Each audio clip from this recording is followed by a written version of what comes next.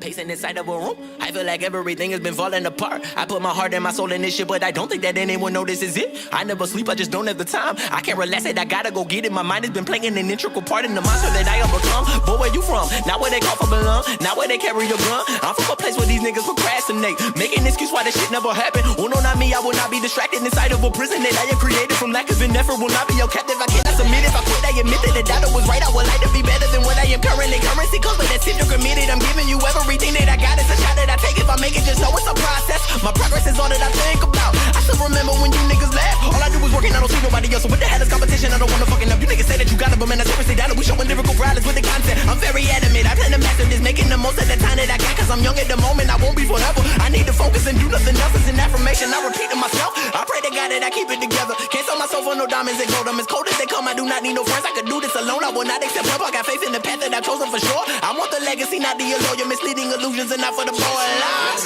Fuck. Something I want, feel like I'm sprinting, feel like I'm running. I'm going in circles, said I'm going in circles. Here we go.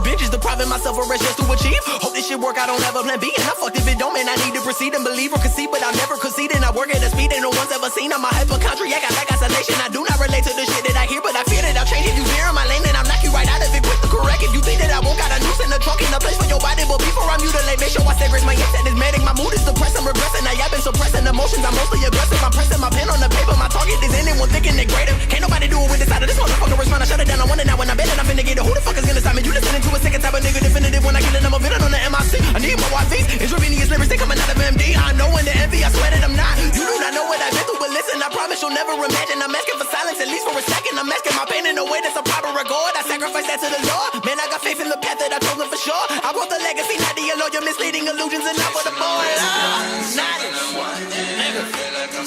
God bless, motherfucker. I'm running, I'm going in circles. Said I'm going in circles. Here we go.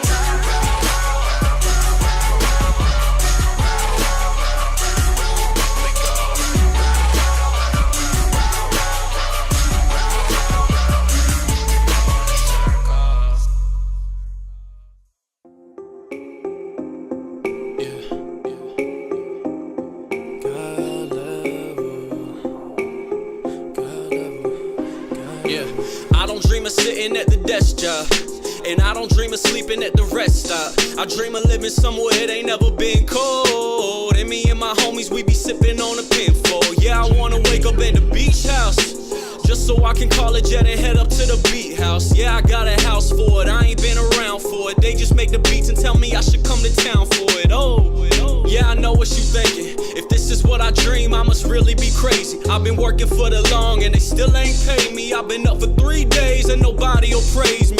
Homie, I've been dreaming of the God level. I've been dreaming of the God level. And I'm really talking top shelf. I'ma do it for my fam and then do it for myself. Homie, I've been dreaming of the God level. I've been dreaming of the God level. And I'm really talking top shelf. I'ma do it for my fam and then do it for myself. I went from a boy to a man, now it's back to the boy. I've been getting off track, now it's back to the morgue. I've been killing all these rappers and they asking for more. They been saying I'm the greatest, better bask in the glory. I'm sick of fake friends and what they said to me. Hating on your boy, oh, I can see the jealousy. They don't desire leaving legacies, but I'm alive and there ain't a single rapper that's a threat to me. I plan to be the greatest ever. Looking at the way I'm living, know I'm made for better. Let's be real, I'm trying to build a castle and cover up the sun, y'all be living in my shadow. Homie, I've been dreaming of the God level. I've been dreaming of the God level. And I'm really talking top shelf. I'ma do it for my fam and then do it for myself. Homie, I've been dreaming of the God level. I've been dreaming of the God level. And I'm really talking top shelf. I'ma do it for my fam and then do it for myself. Shout out to the people that were calling me soft. Y'all are ready for the sequel, I ain't stalling it all. Said to wait for it, if you want the greatest ever. I don't play for it, don't think it's okay to let up. I'm in a sad place, can't even afford my rent. Trying to get rich quick, if you do it, I'm in. Oh man, I'm not about the longevity. I do the music quick and then move on to what's ahead of me. Oh, I'm talking CEO. Aim is 3 commas, I just need them O's. I mean, oh, ain't it funny how it all work? Y'all think it's a chance, but I do it on purpose. Homie, I've been dreaming of the God level. I've been dreaming of the God level. And I'm really talking top shelf. I'ma do it for my fam and then do it for myself. Homie, I've been dreaming of the God level. I've been dreaming of the God level. And I'm really talking top shelf. I'ma do it for my fam and then do it for myself. Homie, I've been dreaming of the God level. I've been dreaming of the God level. And I'm really talking top shelf. I'ma do it for my fam and then do it for myself. Homie, I've been dreaming of the God level. There's no words on it. Fuck it. We'll do it live. Fuck it. I've never seen that. Fucking thing sucks. There's no words there. Fuck it. There's no words on it. Fuck it. We'll do it live. Fuck it. I've never seen that. Fucking thing sucks. There's no words there. I don't know. Fuck. I don't know. Fuck. I don't know. Fuck. I don't know. Fuck. I don't know. What? Go. I can't do it. Fuck it. Go. I can't do it. Fuck it. Go. I can't do it. Fuck it. Go. I can't do it. Thanks again for watching. Fuck it. There's no words on it. Fuck it. We'll do it live. Fuck it. I've never seen that. Fucking thing sucks. There's no words there. Fuck it. There's no words on it. Fuck it. We'll do it live. Fuck it. I've never seen that. Fucking thing sucks. There's no words there. Take it away. Go. Yeah. Go. Yeah. Go. Yeah. Fuck it. We'll do it live. Go. Yeah. Go. Yeah. Go. Yeah. Fuck it. We'll do it live. Fuck it. Go. Fuck it. Go. Fuck it. Go. Fuck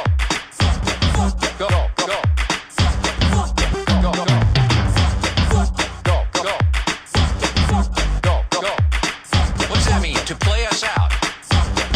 To end the show? Hey guys, Clipper Joe, thank you for that. I thoroughly enjoyed it.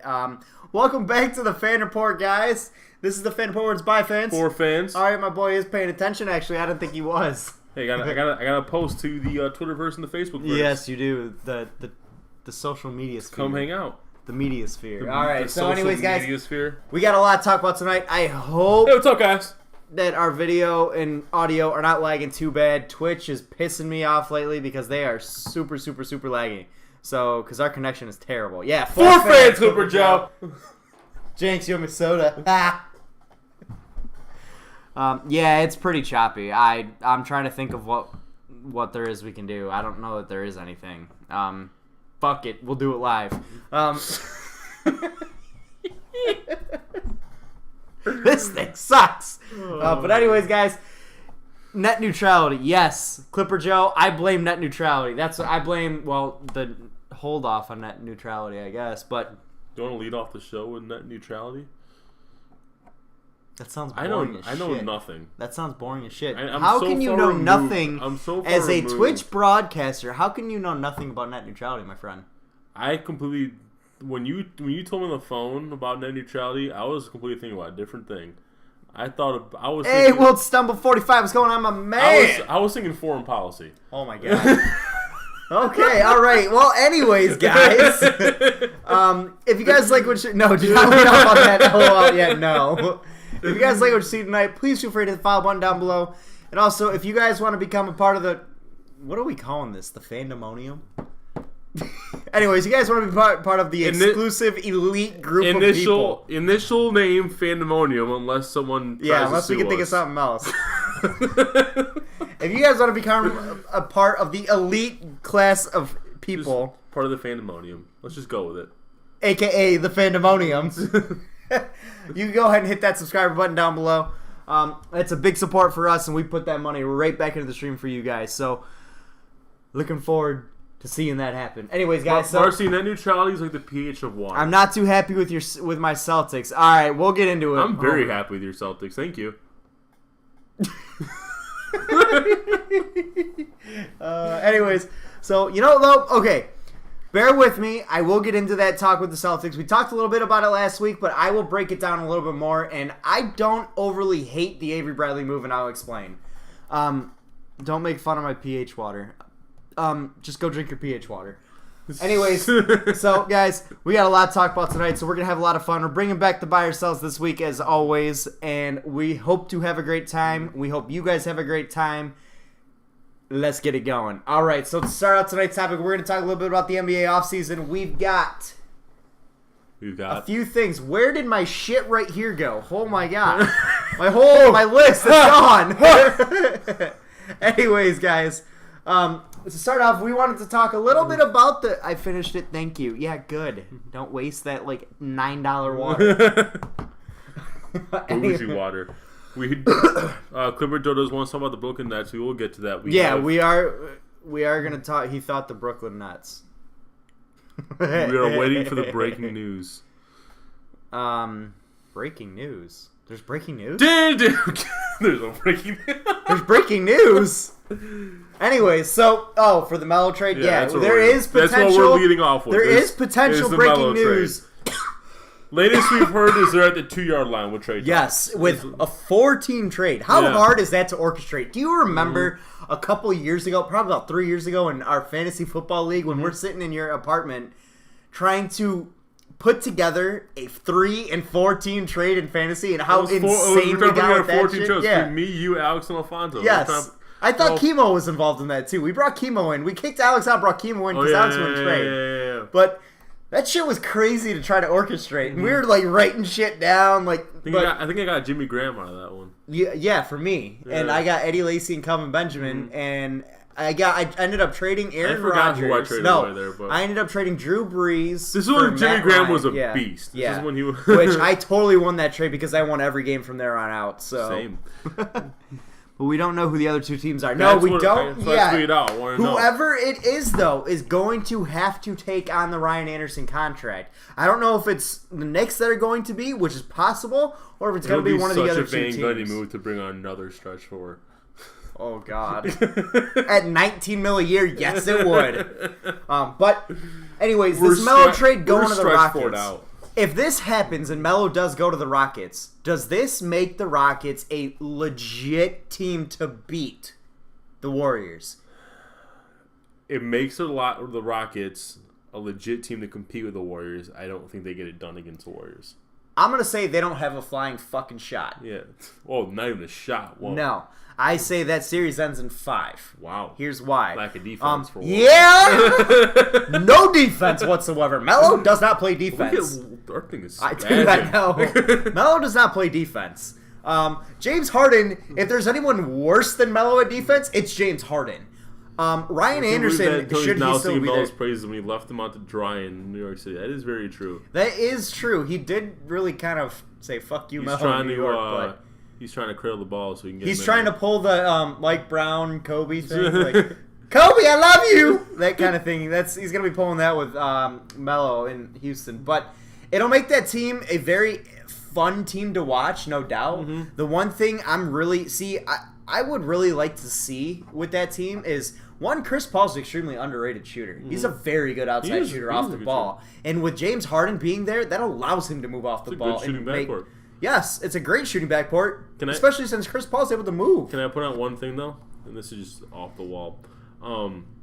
Remember that theory that you were posing before Chris Paul left? LeBron to the Clippers and Melo to the Clippers. Now LeBron to the Rockets. Has this become LeBron to the Rockets? Yeah. If Melo goes there? Yes. Or are we going to have LeBron at the 4? It's going to be, yes, it's going to be LeBron could go to the Rockets. You've got, maybe he How can they afford it? They're paying one guy $57 million a year. See, bird rights. Bird rights allows them to, his contract is funny money at this point. It's the contract of Chris Paul and Melo. That's a good point, Will Stumbleton.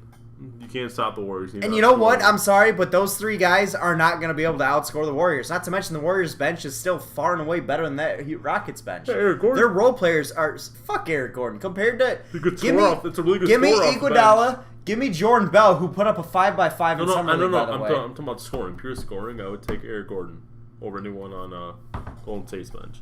I'll agree with you there, but that's about it. Mm-hmm. And I'm sorry, but Eric Gordon I agree. Alone, Silver's not going to allow it. I don't think it's going to happen. It's his pet theory, not mine. Silver allowed the Warriors to have 4 superstars.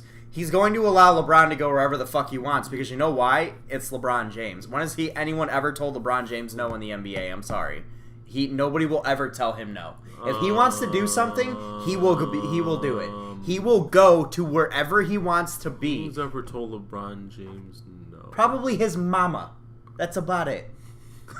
The San Antonio Spurs. Okay, fine, whatever.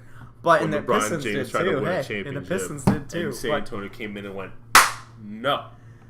regardless, 4-game sweep.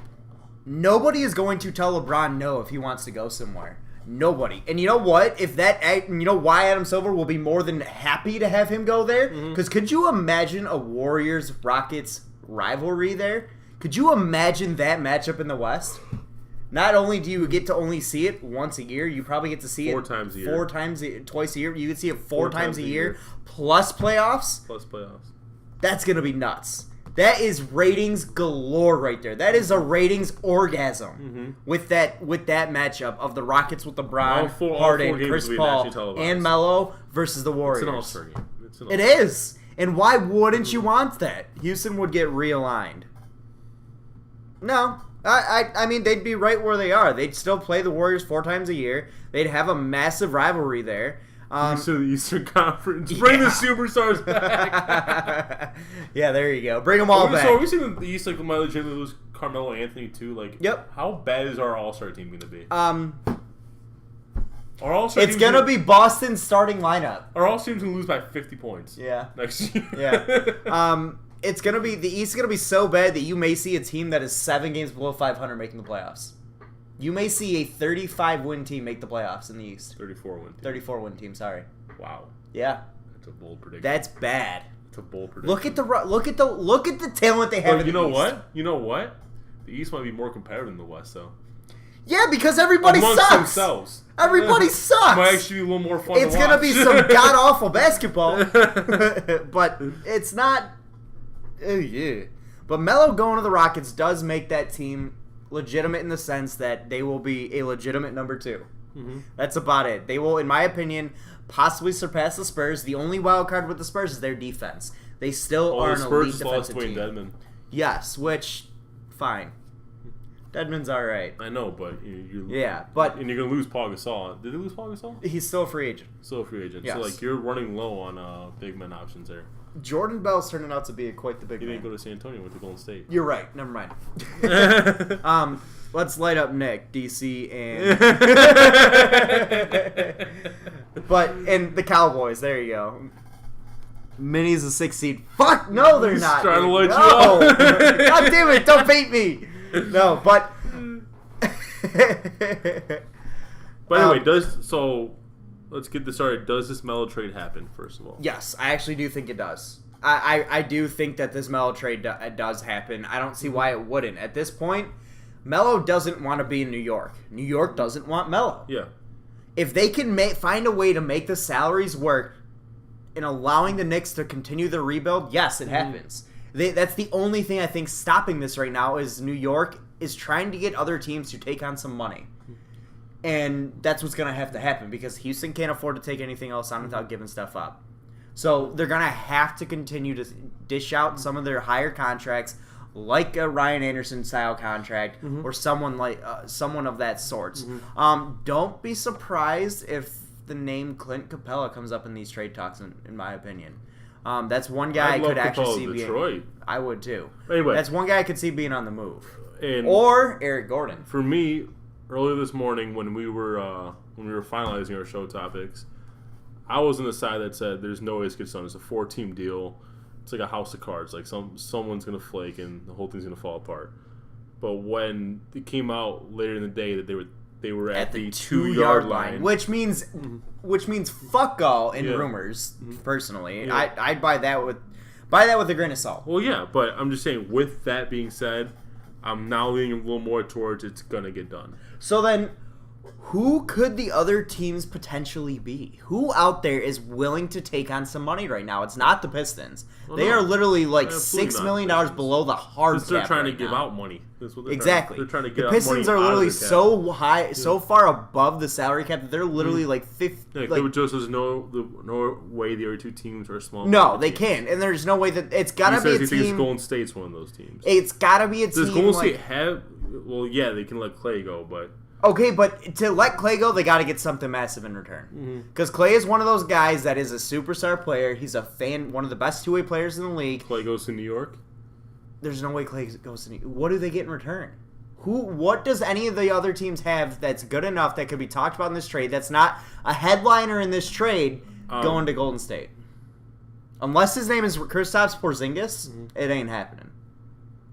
It's really not. Think about it. Well, they've talked about getting rid of Kristaps Porzingis. Yeah, but don't you think that if there was any semblance of his name even being brought up in this conversation, that it would have been leaked? That's what I'm saying. I think we're dreaming a little too big here. Yeah. I think it's just going to be for cap purposes. It is. Teams. But, so look at teams like LA, the Lakers. Look at teams like Phoenix. Look at teams like probably Philly. We've seen them throw stupid-ass contracts on 1 year to players that don't deserve them just to hit their salary floor. Look at teams like Orlando.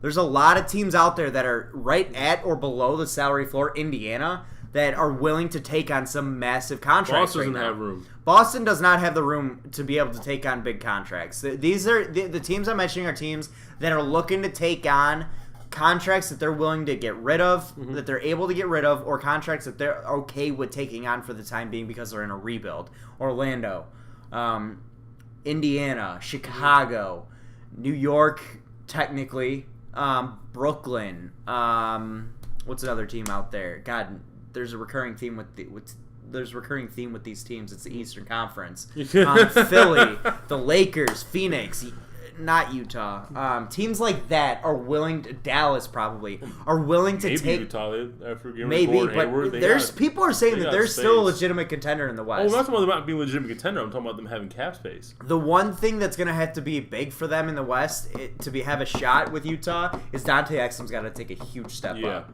agreed. So, because Rodney Hood, he's got to continue to progress. He was great last year. But they're going to have Dante Exum step up, and they're going to have whoever they fill into that wing player type role that Gordon Hayward played. He's got to be a big time player there. So, And before we move on to part 2 of this topic, let's see if we have any updates on that. Doesn't look like it, but Jonas Jerebko has agreed to a 2-year, $8.2 million deal with Utah. that's actually a solid contract. I think that guy in his market with his usage could actually get somewhere around 7-8. So for him to get 7-8 over 2 years, that's a Utah favorite buried deal. in the rotation of Boston. He did, but he's better than that. I think. Also, Shabazz is getting interest from the Hawks, Nets, Bucks, and Knicks. Shabazz is a super underrated player. I like him a lot. I know you do. All right. Mainly because he was a beast for fantasy for me 2 years ago. But Anyway, so Obama Lizard, what's going on, my man? But so, anyways, moving on now to the new look Lakers. They obviously made a big signing yesterday. A Pistons bred player at the shooting guard who's a streaky, albeit solid shooter and a good defender in Kentavious Caldwell-Pope. 1 year, $18 million. 1 year, $18 million. Now, my question is he back in LA next season?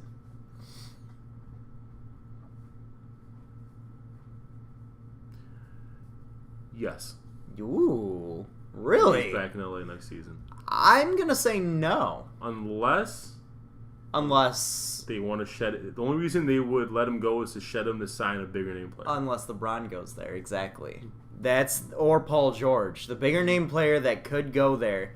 I don't know if Kentavious Caldwell-Pope will be the guy that does not come back if they bring in a big player. He won't. There's no reason for them to bring him back at that point. But as far as we're talking about, like, in a contract year, will he as play the roster as it is? Will he play Yes. the point where he deserves to stay on the team? Yeah, I think he will play himself into a good contract. Yes, I actually completely agree with you. I think this is a prove it year for him. These McGregor and Mayweather press conferences are awesome. These guys yell at each other's faces. It's all hype. It is all hype, and I'm not gonna lie, I thoroughly enjoyed the last one. Thoroughly enjoyed it. Which McGregor's suit, by the way, top notch. Did you see his suit? I did not. Oh! Did he wear pinstripe? Yes. Watch. Yeah, I heard about the suit. This suit. See the suit. Top notch. Looks like a normal pinstripe suit, right? Yeah, right there. Uh-huh. Zoom in. There's words on there, aren't there? That is awesome right there. Oh, man. Right? His suit literally says, fuck you in the pinstripes. That's awesome. That screams Conor McGregor right there. But you know what? It seems to me like Mayweather is just kind of taking this like an I've been there type thing, which that's kind of Mayweather's style. Mayweather's acting like this guy ain't shit, which honestly he probably isn't in comparison in boxing. But I'm loving the hype. I'm loving it. It's making boxing relevant and exciting, which is why I believe this to be nothing more than a money grab even more. But it's awesome. I'm loving the hype. It's making boxing a little bit relevant. It's giving it some fun aspect to it. McGregor's the perfect kind of attitude and personality to put in a situation like this. You know what it screams to me? It screams WWE. It's a fictitious, choreographed, hype style boxing match that's going to be way overhyped compared to what it actually is. And I'm a little late, but Spurs are even better with Rudy. Completely agree with you, Obama Lizard. I loved the Rudy Gay signing. Rudy Gay, yes, okay, he tore his Achilles. That's never a good injury to come back from. But Kobe did it. Rudy Gay probably can too. Rudy Gay is a guy that I personally love as a player. I think you start him at the 2? 3. What about Kawhi? 4. Aldridge 5. I'm not sure I like Kawhi at the 4. Why not? That's a secondary position. I think he's a little undersized for the 4. Rudy Gay's way too fucking big to play the 2. He is. I'd rather have Rudy Gay at the 4 than Kawhi. Really? Well, I mean, you could do that. Granted, think about it this way. Why does it even matter anymore? The NBA is positionless. It's a positionless There is league. no positions in the NBA anymore outside of the 5, and that's it. That was the argument I had when we had Josh Smith, Greg Monroe, and Andre Drummond on the same line. Except the problem with that was is the argument Dumars had. none of those guys work together in any way. Andre Drummond is a way different player from Josh Smith and Greg Monroe. Greg Monroe is slow as shit and is a floor clogger. He can't run the floor. Drummond and Josh Smith can, but Josh Smith can't shoot. I agree with you, Wilt Stumblin. I agree with you. And my sleeper teams next year are Minnesota, LA, and Philadelphia. 100% agree with you. LA, not so much. Philly and Minnesota, totally agree. He's played both. I agree. Yes, he is agreed. He is agreed. He is a 3-4. Now let me give you the Lakers. Minnesota is not even a sleeper team for me. They're one of the top 5 best teams in the West. That's good for you. Let me give you the Lakers Lakers starting lineup, and you tell me where you think they end up. Okay. Projected starting lineup. So, at the point, Lonzo Ball, who's not looking good so far. At the 2, KCP. Like him. 3, Brandon Ingram. Love him. 4, Julius Randle. And 5, Brook Lopez. Julius Randle's a great player, but he's a nutcase. And yes, Obama Lizard, I saw that, and I died laughing. Clipper Joe, shut your damn mouth. No, they're not. I love their lineup in 2 years. Why do you say love him on Brandon Ingram? I don't think he's ready yet. I love Brandon Ingram. He was poopy last year. No, he wasn't, actually. He was poopy in the beginning of the year when he didn't play. Yeah. Check his stats when he actually played. Hold on. We have. I'm curious. Pull him up. He's actually a solid player. I'm actually curious. Did I miss something? Look at his per 36. I don't want to see his per 36. I want to see That's what the numbers. minutes that he'd actually be playing. God, Drummond had like fucking Wilt Chamberlain per 36 numbers.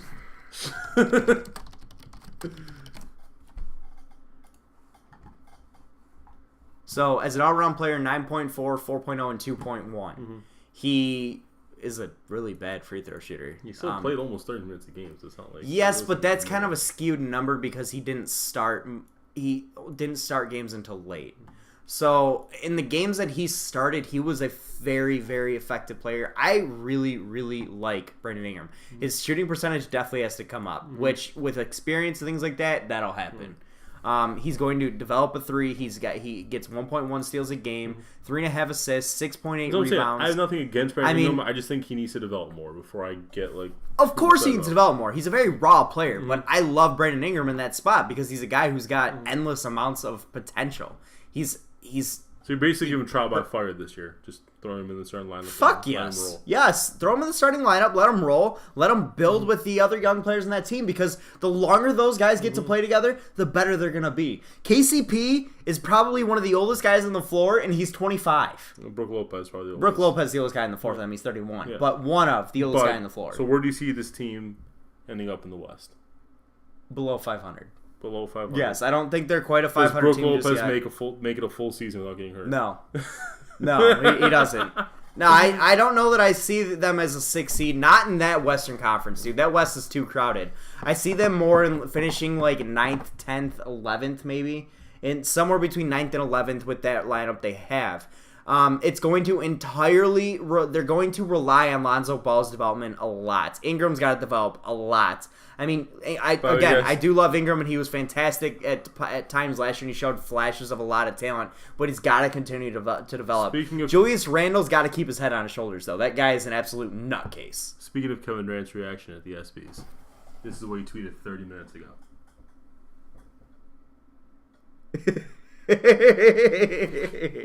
Straight face. So many Rocket fans are telling me it's their year. They're going to the finals, but they don't realize Pop owns D'Antoni. Not only does Pop own D'Antoni, but how are they forgetting about the Warriors? The Warriors are still far and away the best team in the West and in the entire NBA, and could even still be the best team of all time. There's no way the Rockets go to the NBA Finals. They may go to the Western Conference Finals if they somehow manage to pull out a series against San Antonio, but there's not getting past the Warriors. It's not possible. Yeah. The best series, I think, will still be... The best series of the playoffs, I think, will either be a Golden State-San Antonio matchup or a Houston-San Antonio matchup in the semifinals of the Western Conference. It won't be...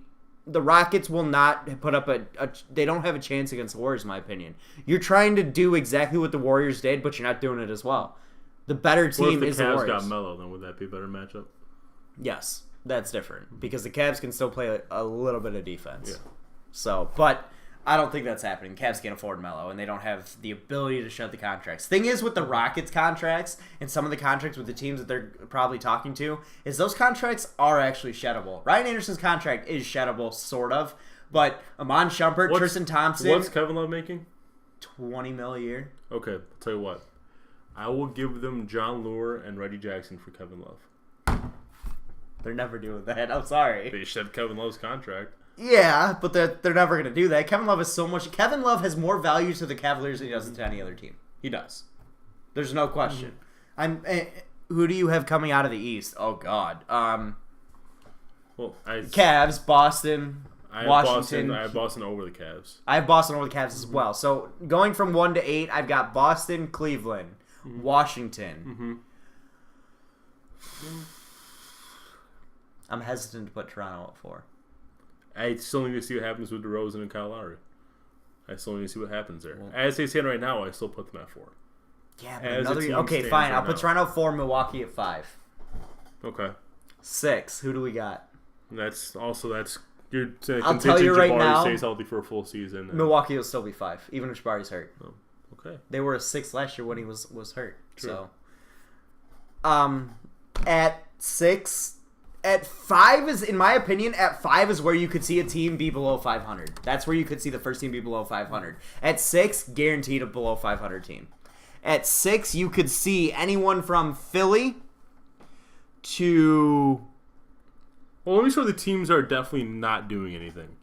Orlando. The Pacers. The Bulls. Indy. Chicago. Brooklyn. New York. You said Orlando, right? Yeah. What about the Heat? We neglected the Heat. They, I think, make the playoffs this year. Yeah, that's what I'm saying. I think they could be a 7th or 8th seed, maybe a 6th seed. I think they could be even higher. Maybe they could be a 6th seed. I don't know. The 6th, 7th, and 8th spots are so... Philly, I think, is a better team than the Heat this year. I do think Philly's a better team. Wow. I do. They're taking a big jump, but look at the talent they got, dude. Markelle Fultz. Did the Heat make any big pickups yet this offseason? No, they just re-signed James Johnson. And they drafted OG Anunoby? Yeah. Anunoby, was it the Bulls that drafted him? I think... Who drafted OG and Anunoby? OG Anunoby. Because I really like that guy. Oh, Raptors got him. Raptors got him. Oh. Who did the Heat draft? We mocked him, at least I mocked him taking TJ Leaf. I know that didn't happen. But That was 1988. That's what they drafted. That was 1988. I'm kidding. I love Beirut-born Lebanese player. What's up, Ronnie? Who did they draft? Does anyone know who the Heat drafted? Let's see if anyone is responding. Betty I'd White. take straight Kevin They Love. drafted Betty White. Yep. TP Poker, stop that. I'd trade Kevin Love straight up for Carmelo Anthony. That's a win all day. The Knicks would be so stupid. Yes. They already have Kristaps. Yeah. Well, Love can play the 5, albeit that'd Yeah, be... but they're the same fucking player. Kristaps can play better. the 5. Kristaps better than Love. Oh, fuck yes. But I'd I'm take saying Kristaps it's like over the Love any same day. Player. Who did they take? Yeah, just NBA draft results. I'm just going to that. Yeah, that's what it is. Look up. Just going to the draft results. All right, let's see. Oh God, what are we? You clicked on a. Okay, here we go. View full board. This is literally Click on NBA.com. view full board. Where? Right under State Farm Draft Track. Thank you you. blind fuck. Yes, I'm blind. All right. All right. So the Heat, They're- Bam Adebayo. Okay, so they drafted a 4. They did draft a 4, which is interesting. A defensive 4 at that. Yes. But Kelly went to the Heat. Then they draft bad. Thank you, Poker. Thank you. Hawks took Dwayne Desmond from the Yep, Spurs. Yes, yep. they did. However, about the that. Spurs may have found a diamond in the rough. Kelly went to Ryan Kelly, Kelly Uber. Kelly Uber? Ouber's a wizard, dude. No, I know. I'm talking about someone named Kelly went to the Heat. I don't know who. I don't know. I can't remember. Did the Wizards lose Kelly Oubre to the Heat somehow? I didn't think his contract No. was up or anything. No.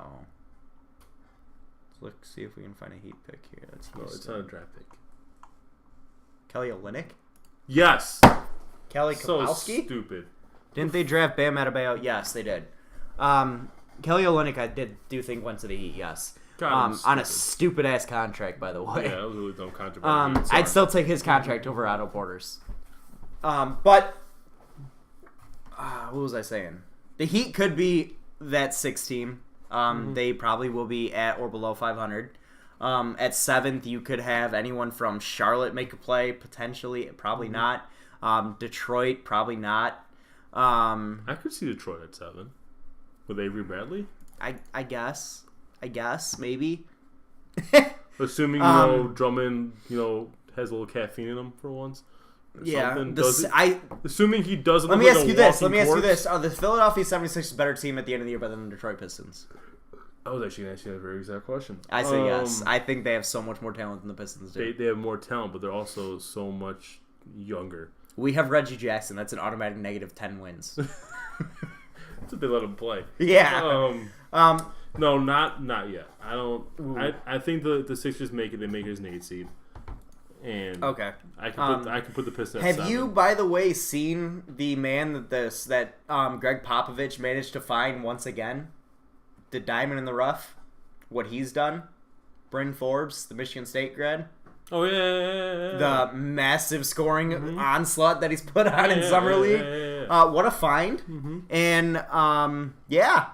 Good teams are good at doing that, man. Golden State, they fucking nabbed Jordan Bell. Like, Yeah, oh, dude, I loved the fact that he Jordan Bell dropped to pick. the second round blew my mind. Same. I had him mocked in the first round. I loved Jordan. I thought that was probably going to be the steal of the draft. Yeah. Jordan Bell is awesome. He does everything on the floor and does it all well.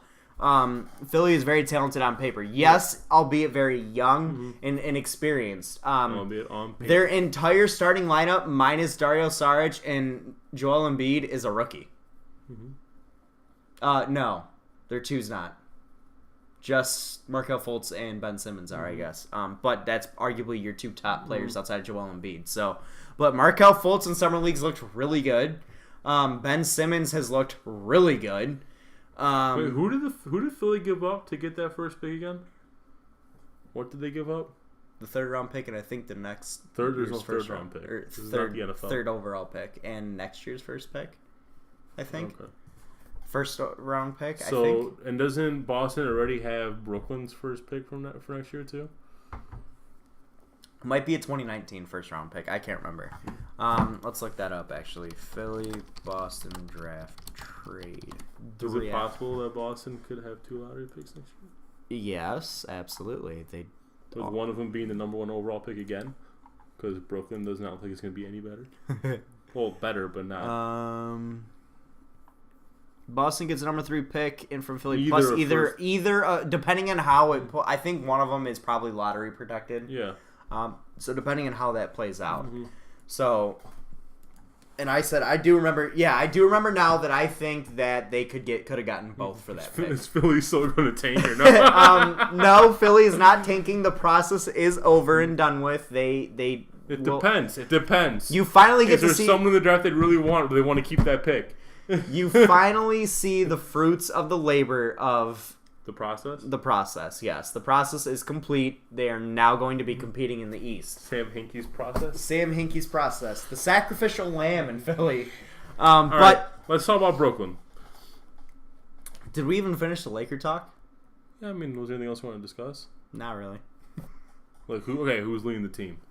Who's leading the team? Who's going to be that team's leader in the starting 5? Brandon Ingram. He's going to be the catalyst in that team this year, Really? yes. That's the guy that is... Think about it. Of anyone... Of all their he's- trade talk this offseason... He's not the leading type. He was pretty quiet last year. Of all of their trade talks over the offseason, The what one was guy the they didn't want one to touch was name Brandon that was Ingram. Yeah. untouchable is Brandon Ingram. Yeah, but that was a lot of potential, too. It's not Julius Randle because the guy's a fucking nutcase. He's also got a lot of heart.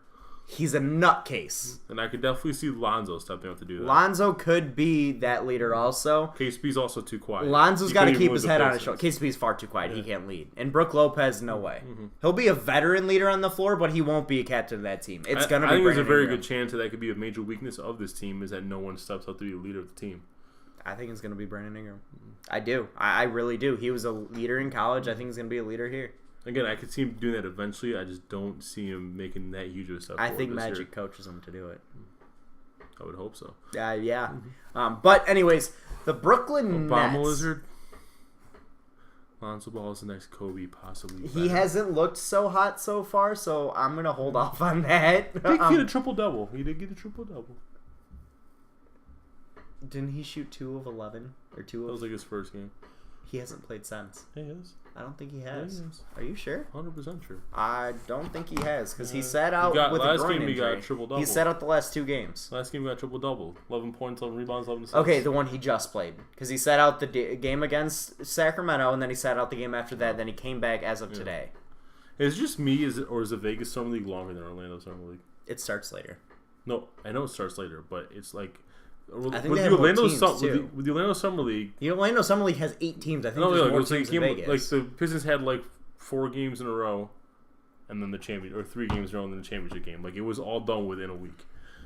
Vegas probably also has the better talent. Yeah, Has the top end talent in it. yeah, it does. I want Vegas to put him back in the Vegas Summer League I do too. because I think the it's a better Pistons Summer make League. the Orlando Summer League championship every single year. Yeah. Every year. And they always lose too. But anyways, the Brooklyn Nets. Yes, they did. What is there to say about them? You wanted to talk about them. I mean, they got D'Lo, and Clipper Joe wanted to talk about him. no, he didn't. Yeah, look at- He was talking. He was referring to your net neutrality comment. No. Oh, he thought the Brooklyn Yeah. Nets. I was gonna say, why would you want to talk about the Brooklyn Nets? What's there Yeah. to say? They suck. Yeah, that's true. All right. Anyway, so let's talk Celtics then. All right. So Boston Celtics. Is there anything new to talk about with the Celtics? Well, someone want to talk about it. So I'm gonna rap about it. All right. So first things first, I'm gonna say that I don't hate the Avery Bradley trade. I do think they could have gotten more in return. Mm-hmm. I love Marcus Morris as a player. He's a fine player, and he's a very value contract because he's only making like $5 million a year in a front. We are getting to that, Obama Lizard. We are getting to that. They are, which I hate, by the way. They are making it is a front-loaded contract with Morris, so Mm-hmm. you've got the most expensive years on his contract gone. So you've got a guy who's a solid do-it-all type player. He's not the greatest defender, but he's not a horrible defender. He's a solid shooter, not a great shooter, Mm-hmm. and he's a ball mover. A ball mover. He's either, I wouldn't even call him solid. Like he's either great or he's terrible shooting. So he's KCP. He's in either a shooting nutshell. over 50% or below 40. So he's KCP in a nutshell. Basically. But see, I don't will stumble, and here's why. Because You would probably lose next year anyways. yes, you were going to lose him next year no matter what. Marcus Morris, you still have there. You had to get rid of some kind of money, which they didn't get rid of much with that. They only freed up $3 million in cap space, but You trade your best perimeter defender for Morris. Okay. That you did. Yes, you did. However, Gordon Hayward's also a developing defender as well, and will probably be the best defender on that team this year, outside of Jay Crowder. But Bradley, they saw the writing on the wall with him saying, we're not going to be able to keep him. Personally, if I'm Boston, I would have rather keep Bradley over Isaiah Thomas. Personally. Mm-hmm. Isaiah Thomas is a great scorer, but that's it. He's not the greatest passer in the world. He's a good passer. He's an okay passer. He's a pretty good passer. There's games where he has 0 assists. He's still a very good passer. That's just because he's trying to put the team on his back. He's a decent passer. That's about as all as I'm going to give him. He's a decent passer. He's a terrible defender versus Avery Bradley, who's a good scorer, a solid passer, and a great defender. You have three things. Wait. Are you saying that Avery Bradley is a better passer than Isaiah Thomas? Blasphemy that you're even thinking about that. Why? Bradley averages like 1.5 assists a game. Because he doesn't control the ball as much. Even when he does control the ball. He doesn't, though. Plus, you got Marcus Smart there. 2, you'd have a Marcus Smart there. Problem is, you were never going to be able to give up Jay Crowder. Nobody wants him. I like Jay Crowder a lot, but he's too injury prone. 2, his contract doesn't work for a lot of teams for what he puts out there. He's a tough guy to move. He's more valuable to the Celtics than anyone else. But the reason I would have kept Bradley over Isaiah Thomas is, 1, Isaiah Thomas's contract, I don't know if you're going to be able to re-sign him because of how much he's going to cost. 2, unless you got bird rights, which I don't know what you do yet. I don't know that he's been there long enough. 2... Wait, didn't they just re-sign him last year? No, dude. Or am I tripping? You're tripping. Oh. I think he's got 1 more year. 2, He's Bradley better is better as a 2. You're right about that. Who's not a better passer? Bradley than Isaiah Thomas? I'm not saying he's a better passer. I'm just saying that it's not as far as big of a gap as people think. You gotta think about it. You gotta think about it for a while. I was while. trying to think of the words. It's not as big of a gap as people think.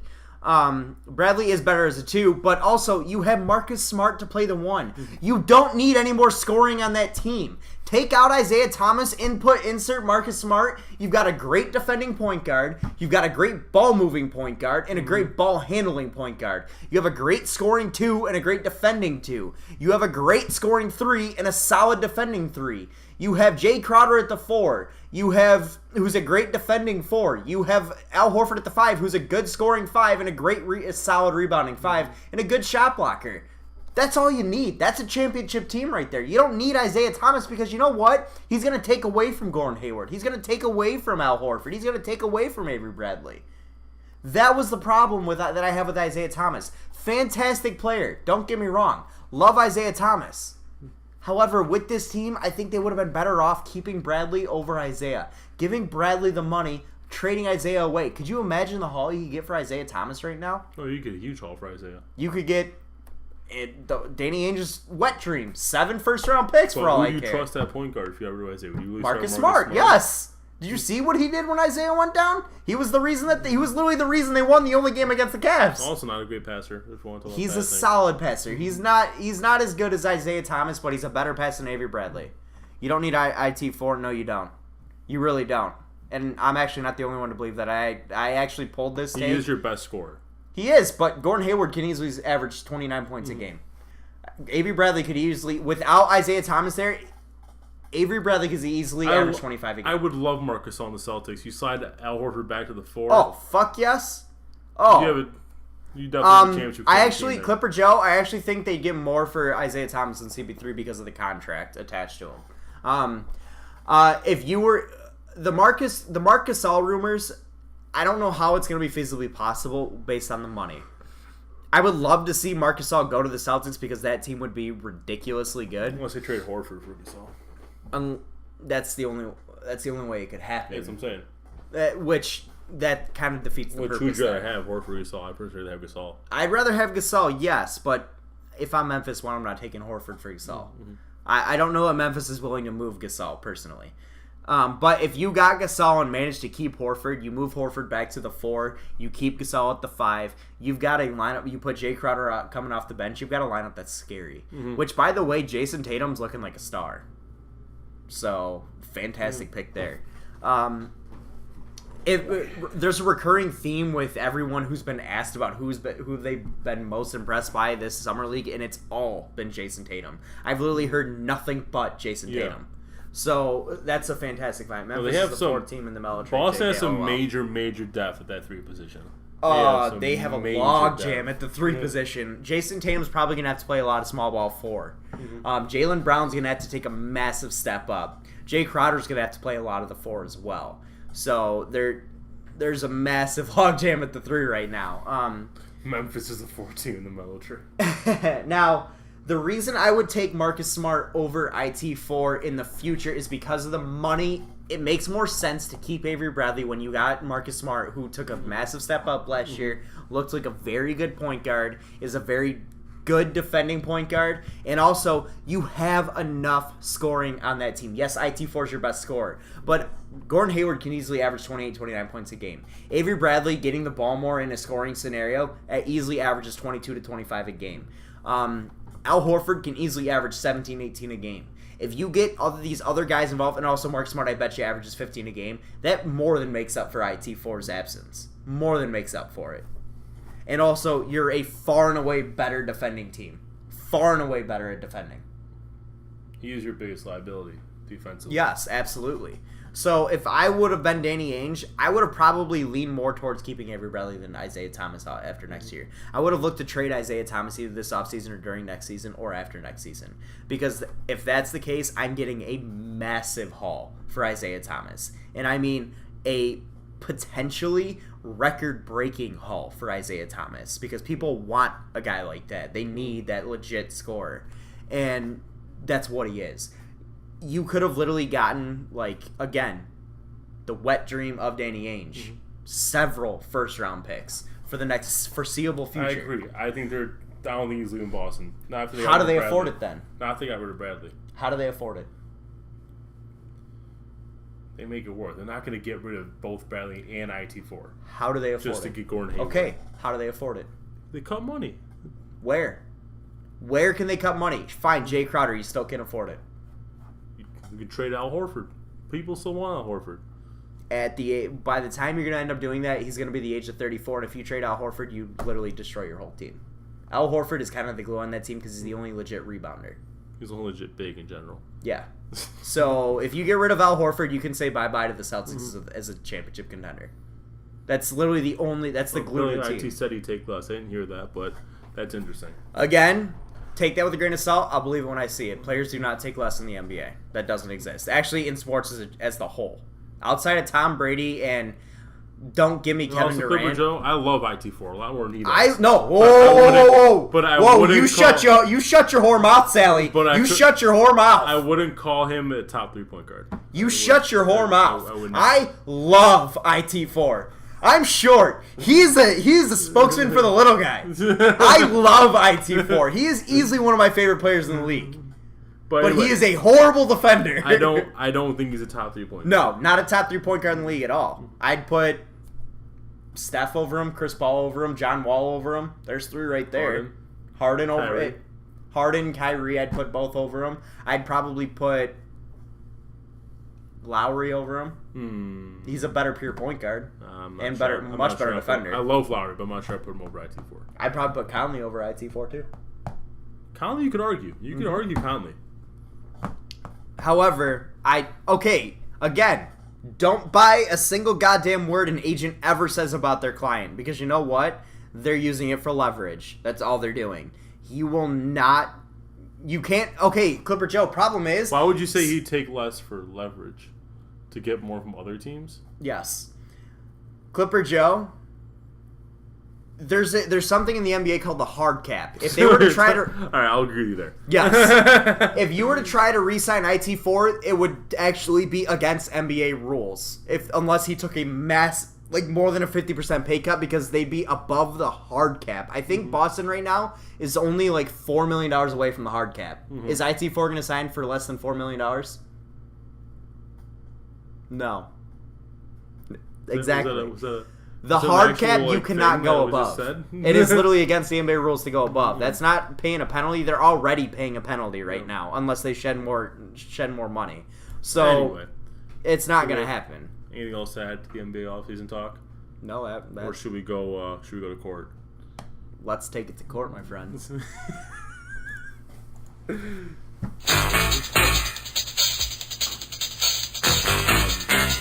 So I guess I am leading the proceedings myself. Introducing. Oh, sorry. Now into the courtroom, the Honorable Judge, Nicholas James Cottrell. All rise. All right, you may be seated. Sit down. Sit down.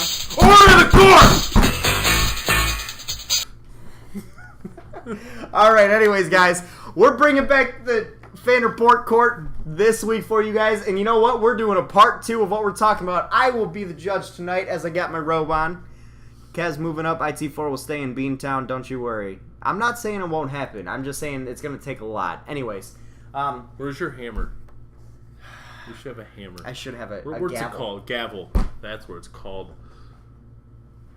A beer. All right. All right. Don't do it that way. This way.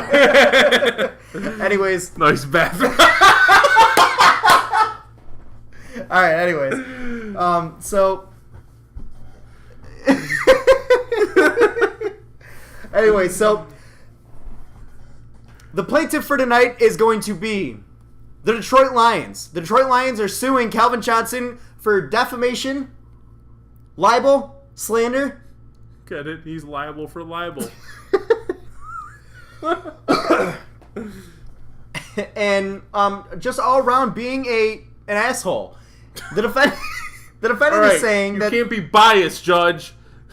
the defendant is countersuing the Detroit Lions on the basis that the team was just no good, the city was just no good, and well, he was sick of it, and he had no way out. Plaintiff, let's hear your case. I'm the plaintiff. Yes. Okay. All right. So I'm the Lions then. Yes, you are. All right. Your Honor. Order in the court. Plaintiff, proceed. Okay. Your Honor. Your Honor. The defendant, Calvin Johnson, was out of line and completely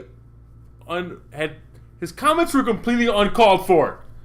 It hurt. Okay. Order, sir. First- I'm gonna have to ask you to calm down. I'd like you to explain the scenario. Okay. First, Your Honor, he lied to the people about why he retired. If not lied, Are then we referring stretch to the truth. Are we referring to initially, or are we referring A year to ago. currently? Okay, a year ago. Thank you. When the incident occurred, he lied to the people and said the sole reason he's retiring is because his body will not allow him to play anymore. And then, about a few months later, he comes out and defames our organization. Don't you dare say those words, Wilt Stumble. And defames our beloved. They're a wonderful football our team. beloved. Your Honor. Sorry, I was defending you. And defames our. Am I going to put you in contempt? And defames our beloved organization by saying we were demanding money from him for the petty amount of $300,000. And Except that wasn't the case. as time went on, it came out that we may have been demanding a little more, Several million. but we'll call it $300,000. Order. I object, Your Honor. The claim that it was only $300,000 is extremely, extremely false. It was actually the entire, or what was it? Almost the entire signing bonus of $7 million. Which he signed the bonus and never filled his contract, which in turn means he never earned the bonus. Which However, in most situations, this is in the beside past, the case. Objection, This is a Your Honor. retrial now. Objection, Your Honor. In several scenarios in the past, teams have allowed the player who has been a star and given up his entire body for this team for many years. We are not to putting. keep We already tried several- this case a month ago. It is large- not being put on retrial. On the basis of the $300,000, there's been new evidence presented to the courtroom, sir. Anyway, the most egregious act that the defendant carried out This is a great happened yesterday in Italy. Do we have jurisdiction there? Can we try him for things out there? Where not only did he defame the organization by saying that he was stuck in Detroit and we wouldn't allow him to leave, he defamed the entire city of Detroit, saying it was underwhelming and basically said it was a shithole. I am suing the defendant for libel to the tune of $20 million. Damn. I want his contract back. That's 113, sir. 113 million. No, okay. Calvin Johnson, I understand why he's upset. I understand. I can't blame the guy for wanting to go chase a title. We're seeing it happen all the time. He actually brought up the NBA as an example. Problem is, he was under contract. First off, if you're Calvin Johnson and you wanted to leave somewhere, why are you re-signing a 6-year contract at an ungodly amount of money? Why are you extending your contract that long if you are wanting to leave? That's literally against your wants. I understand the money's great, but still, you could have gotten it elsewhere. People were knocking.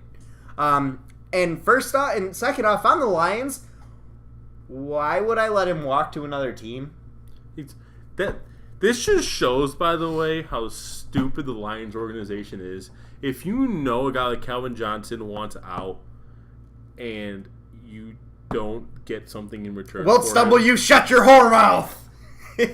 No, the Lions are not a bad organization. I honestly, they were a bad organization. Honestly, Wilt Stillman, you are right. But Calvin Johnson should not be airing his grievances. And he should handle it with more class. However, I'm going to disagree with you that on the basis that he's right. He's not. He's not right in this situation, in my opinion. You can argue that a lot of what he said is true. Were the Lions Super Bowl contenders when he retired? The Lions are still trash as an organization. Their team is better. The organization itself is I don't think they are.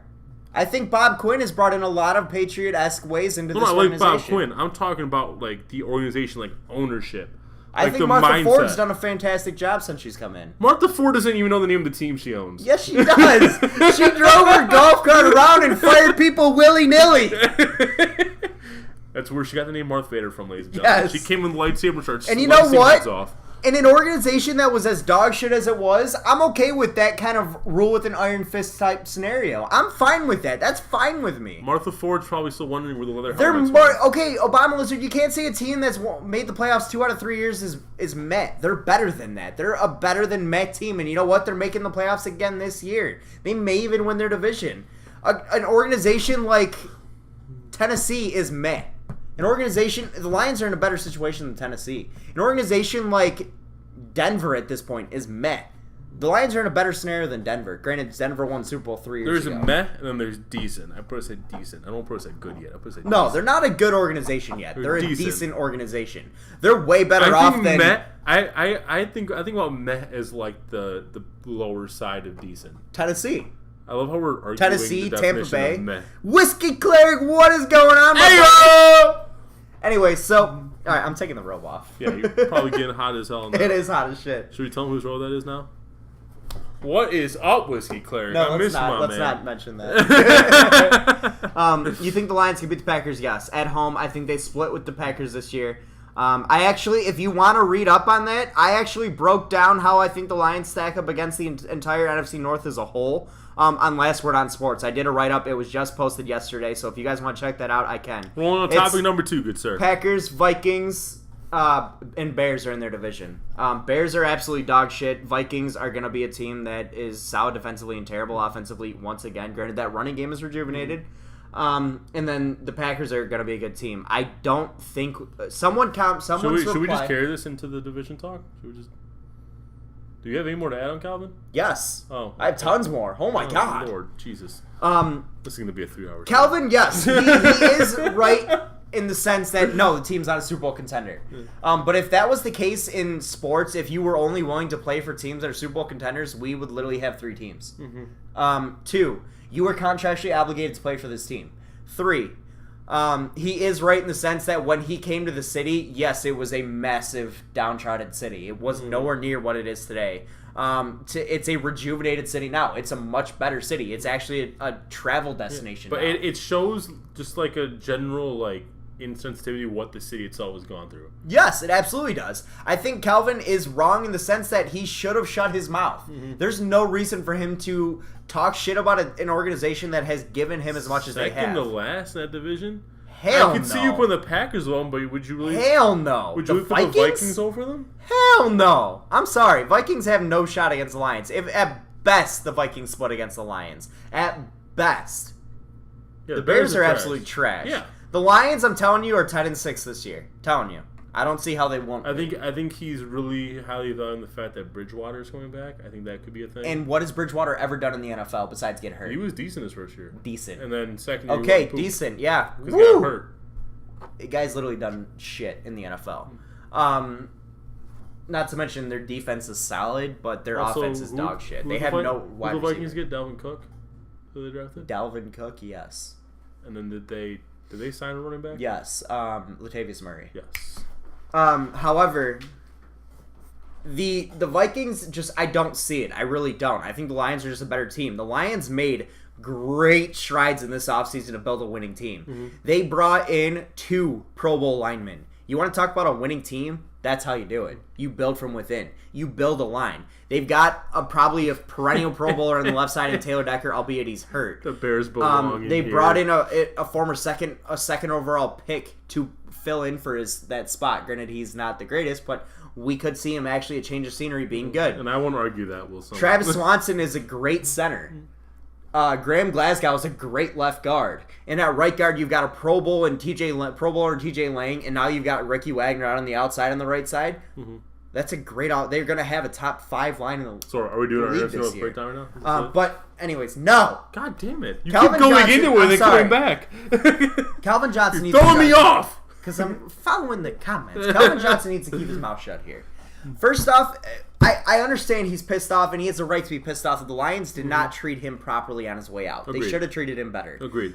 He deserved, at bare minimum, a sayonara presser, a press conference to honor the greatness of the man. However, it's beside the point now. You're a grown-ass man, and you're going back and bitching about the past on a team that gave you $115 million. Yeah, we can see toilet mode. That's why I was laughing at it. The Bears belong in the toilet. Yeah. They belong in the toilet. But for Calvin to go out and trash the city, a city that literally did nothing but love him, never talked ill will of him at all, anytime he was there. Nobody ever said a goddamn negative thing about the guy when he was here, other than the fact that the guy gets hurt too much, which he did, but not necessarily his fault. Everybody, I literally could not walk down the street and say, how about Calvin Johnson, and hear nothing but, oh my God, he's incredible. Which was true. He was. Yeah. How are you going to dog a city like that gives you nothing but love and makes you literally the superstar that you are? Yes, your play on the field had a lot to do with it. It's one thing to dog the organization, but then to dog but the to city dog as a the whole. city as a whole, that's where I have a massive problem. Yeah. And even dogging the organization I have a problem with, because again, the organization gave you everything you wanted up until the day you retired. They gave you everything you wanted besides a championship. Up until the day he wanted to leave. Yes, the day you wanted to leave, which you can't fault a team for not wanting you to have to play against you. You're Calvin Johnson. You get your agent and you can force your way out of there. It's not that hard. He tried to pull the Brett Favre, the Lions didn't bite. You can hold out. What do you mean? He I did. never heard any talks of Calvin holding out. He has the same agent as Brett Favre. Why do you think he retired literally like a month before training camp? Well, yeah, it's different. I'm talking about holding out to get out of Detroit. That's what he was trying. That's what he was trying. I don't even remember hearing about that. He has the same agent as Brett Favre. He was doing he was following the Brett Favre mantra of how Brett Favre got traded. Looks like the guy's ass handed to him by Optimus, except Optimus is the Lions. And you know what? I'm going to back the Lions in this situation. No, they were not a Super Bowl contending team. They're a playoff team, not a Super Bowl contending team.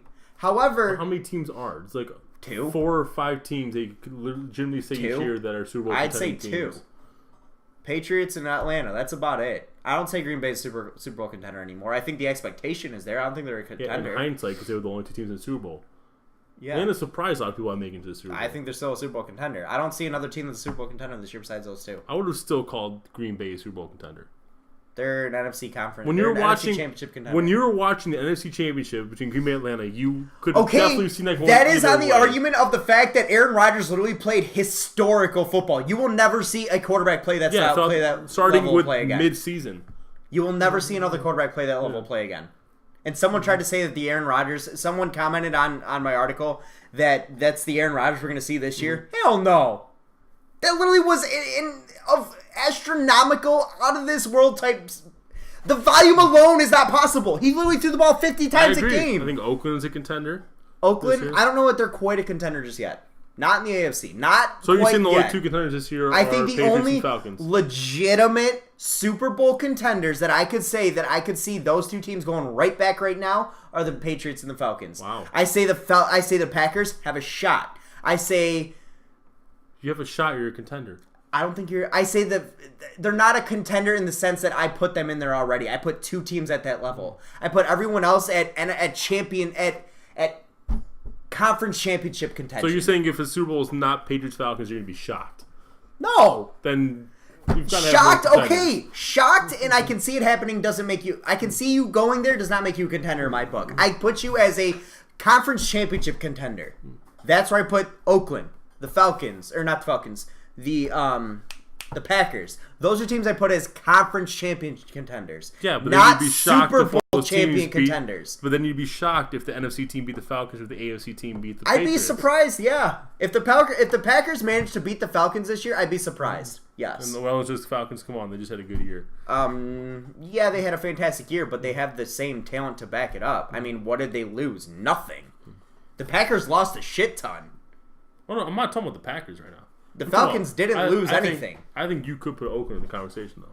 I'd put Oakland as a conference champion contender, yes. Would I be overly shocked to see them... Would I be more shocked to see Oakland beat the Patriots than... Yes. Yes. I'd be pretty shocked to see them beat Would the I Patriots. be overly shocked to see the Packers... see another NFC team beat the Falcons? No. But the way I'm just saying However, the way I define I would be surprised. The way I define it, if I can see a team making the conference the NFC championship or the AFC championship, I put them as a conference champion contender. I don't put them call them a as... contender. I put them as a conference contender. I do not put them as Super Bowl contender. If I am surprised that you beat my Super Bowl contender, that does not make you a Super So then, Bowl by contender in my definition, book. every year you only have two Super Bowl Yes. contenders. Yes. In my book, yes. You only have one or two. In my opinion, the only true Super Bowl champion contender, the only true Super Bowl champion favorite is the Patriots. Well, Kelvin's probably like, who the fuck cares if I get millions? So I'm not going to remember my name. Jesus. True. Damn. But okay, Anyway, but no move matter on. where he plays, though, that's what's gonna happen. I'm saying Calvin Johnson is 100% guilty, but I'm also saying the Lions are a bit guilty here too. Yeah, the Lions didn't do enough for Calvin both at the agree. end. We agree here. Calvin cannot keep running his mouth. All right. The Falcons did lose the same, but they got a brand new one. Anyway, let's move on. We're being a dead horse now. But moving on now, I mean, we kind of already broke it down, but NFC North breakdown, in my opinion, Let me just run through this quickly. Because since we already covered the a lot of Lions, it. I think they could have a shot to win the division. I'm saying, who comes on top right now? Just say it. Who comes on top? Hot take Lions. Wow. Okay. Yep. I think that they split with the Packers. I think they do enough elsewhere to take it. I think the Packers defensively are dog shit. They're a bottom 20% of the league in defense. Who did the Packers lose offensively, though? Did they lose anybody Offensively, I don't think they lost anyone. yes, except they for did A. their tight Lacy. end, They lost but they Eddie. brought in Martellus They Bennett. brought Martellus Eddie Bennett. Lacy. Yeah. They have legit no running back Yeah, right they have now. no running back. So no running game whatsoever. And I'm sorry, but if they expect to continue that, and the last time we had that, yes, Aaron Rodgers, Ty Montgomery is their lead back. I really feel like they signed someone. No. Or drafted someone. No. Hold on. Let me... If you're going to tell me that you're going to rely on Aaron Rodgers to put up the same type of play that he did at the end of the year last year, I'm going to tell you that I'll tell you right you're now, living a dream. If Rodgers puts up that type of play, They're Super Bowl winners. They're Super Bowl winning. I champions. was gonna say they win the division. They're Super Bowl champions. Yeah, Ty Montgomery. They cut Christine Michael, didn't they? Yes. So literally, their only running back on their roster is Ty Montgomery. Yes. That's And Jared Cook is gone. okay, so it's not updated. No, it's not updated. Here we go. Projected depth chart. Jamal Williams, Aaron Jones, literally no names. Who, and who? Exactly. I'm sorry. This team, in my opinion, isn't as good as the team at the end of the year. Packers last year. are a breeding ground right now, though, for out of nowhere fantasy star, waiver wire fantasy star. Who?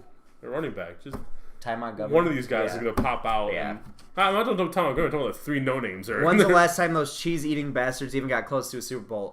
When they won it, like 7 years ago. I consider last year getting close to They got to the conversation. Okay, last year, yes. Last year, yes. But again, it took historical play from your quarterback. Him throwing the ball, I'm not. averaging He averaged over 50 Separate last year passes. from this year. All I'm saying is he said last time they got close to Super Bowl. I'm just saying last year. Okay, That's all I'm saying. but he averaged. I'm not saying he's gonna. I'm not saying Aaron Rodgers is gonna repeat that performance. He averaged 50 passes a game at the end of the year last because year. they had no running back, And they still don't. And if Which you're going to try to expect him to do it again, you're not going to have a quarterback by week 7. His arm's going to be gone. You won't have a quarterback by week 7.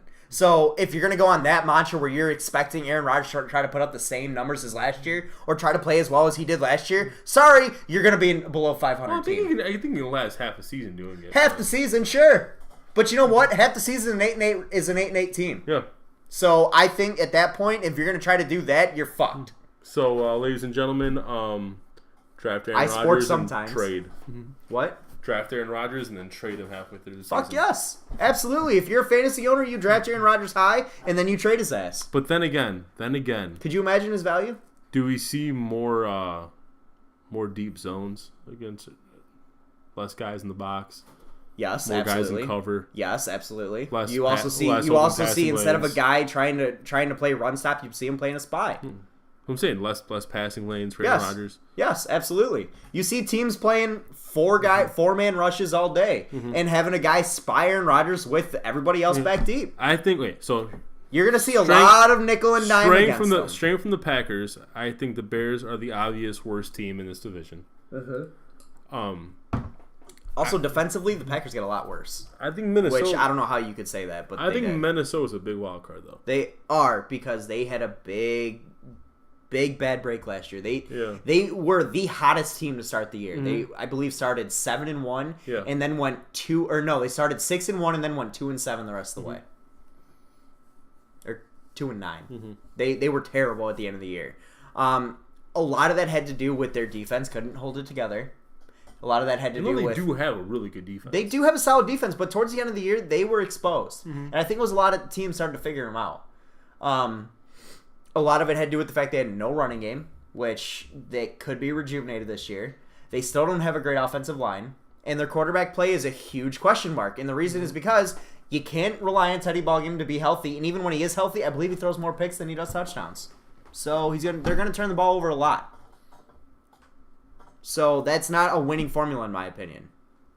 So who's ready to see Mayweather win via points in August? Me. That's literally. Personally, he should knock him out, but that's literally what's going to happen. McGregor, I don't think is a flying chance. But anyway, so final rankings. NFC North: Lions, Packers, Vikings, Bears. I think the Lions win it by tiebreaker. I'll second that at 10-6. I think the Lions win it 10-6 on a tiebreaker. I think they get the tiebreaker over the Packers. Oh yeah, it's not. There's not going to be like a far and away winner here. No, not a chance. It's going to be right down. There will be a far and away loser though. Yeah, I think the Bears are at best a 3-win team. Bears. Bears. I think they're at best 3-win team. All right. So that's our NFC North breakdown, guys. We're gonna move on now into our buy or sell, which. Or sell. Grab some mic. Or sell. Did we lose our mic at some point? No, we're good. I was expecting to lose the mic. We haven't had that issue in a while. I think we fixed whatever it was. Knock on wood. It's not wood. There you go. But McGregor can't use his legs. It'll be just straight boxing. It's a 4-sided ring, not 8. McGregor can't use his legs, and have you seen his boxing? It's not very good. So he's not quick. He doesn't have hard. He doesn't strike hard. He doesn't look good. In his sparring videos that we've seen, in his speed videos, he looks slow as shit. Mayweather's gonna run all over the ring on him, and he's not gonna be able to land the big haymaker on him. Mayweather's way too smart of a boxer, way too quick of a boxer for McGregor to even have a shot. I don't see McGregor landing a big punch on Mayweather at all. It may be one, but it's not gonna affect Mayweather enough. I don't see how McGregor wins this fight. Logistically, looking at the fight and the fighting styles and what's going to happen there, I can't feasibly say McGregor has a shot. Now, if you are betting in this, what you want to do, here's the strategy you take in betting. You take McGregor to take round 1 in points. That's what you bet on. McGregor's going to come out flying fists of fury and go all ape shit all over Mayweather, and Mayweather's just going to let him do it. Because Mayweather's going to tire him out after rounds 1 and 2. So if you're betting on this fight, don't bet on the fight as a whole unless you're betting a shit ton of money on Mayweather. What you want to do is bet McGregor round 1. Because if there's a round McGregor wins, it's round 1. And 1, it's because it'll get the fans hype. 2, McGregor's going to come out batshit crazy. And that's how McGregor's going to take round 1. So if I'm a betting man and I'm betting on this fight, that's the one bet I'm making. What if Mayweather decides to play smart, take advantage of the wild swings that McGregor's taking, just go for the knockout? You know how he takes advantage? No. You know how Mayweather takes advantage of it? He lets him tire himself out. That's how Mayweather fights. Mayweather hasn't knocked out a guy in like 6 years, mind you. Yeah, So, but he doesn't also have guys just going to come out swinging wildly at him. I mean, I'm sure he has. But anyway, if you're betting, that's how. If I'm betting on this fight, I'm betting McGregor wins round 1 by points. That's it. So I'm going to start off with But props to McGregor for having the balls to wear the fuck you pinstripe suit. That was my favorite thing. Love that. I want to know where he got it. I'm going to start off with the obvious one, and that's moving the trade deadline to before the All-Star break. Hate it. Sell. Why? Hate it. Because the whole All-Star game is going to be all fucked. You're going to have a guy who played his whole season in the East now have to play for the West in the All-Star game? No, I buy it for this reason. First of all, I like it better for the players going into All-Star weekend. They don't have this cloud of, am I going to be the same team when I come back? And also, secondly, I kind of like that cloud. But okay. And secondly, I like the tension in a trade deadline. I do. No, you're still going to have that trade deadline, and it's going to have its own attention. And then the All-Star weekend is not going to have that trade deadline. But then you're going to have it. Then you're going to have All-Star weekend all fucked. Everybody voted for this guy in the East, but does he match up in the West? I didn't even think about that part. Yeah. How is All-Star weekend going to work? Are they going to go captains then? Because that's the only way it's going to work. You bring up a very good point. How is that going to work? Because I was just going to say that All-Star Weekend finally get its own attention without having the cloud of the trade deadline over it. Because every year during All-Star Weekend, there's more talk about the trade deadline than there is about All-Star Weekend. Then you know what you do? You don't move the trade deadline up. You move it back. You move it back a week or 2. Yeah.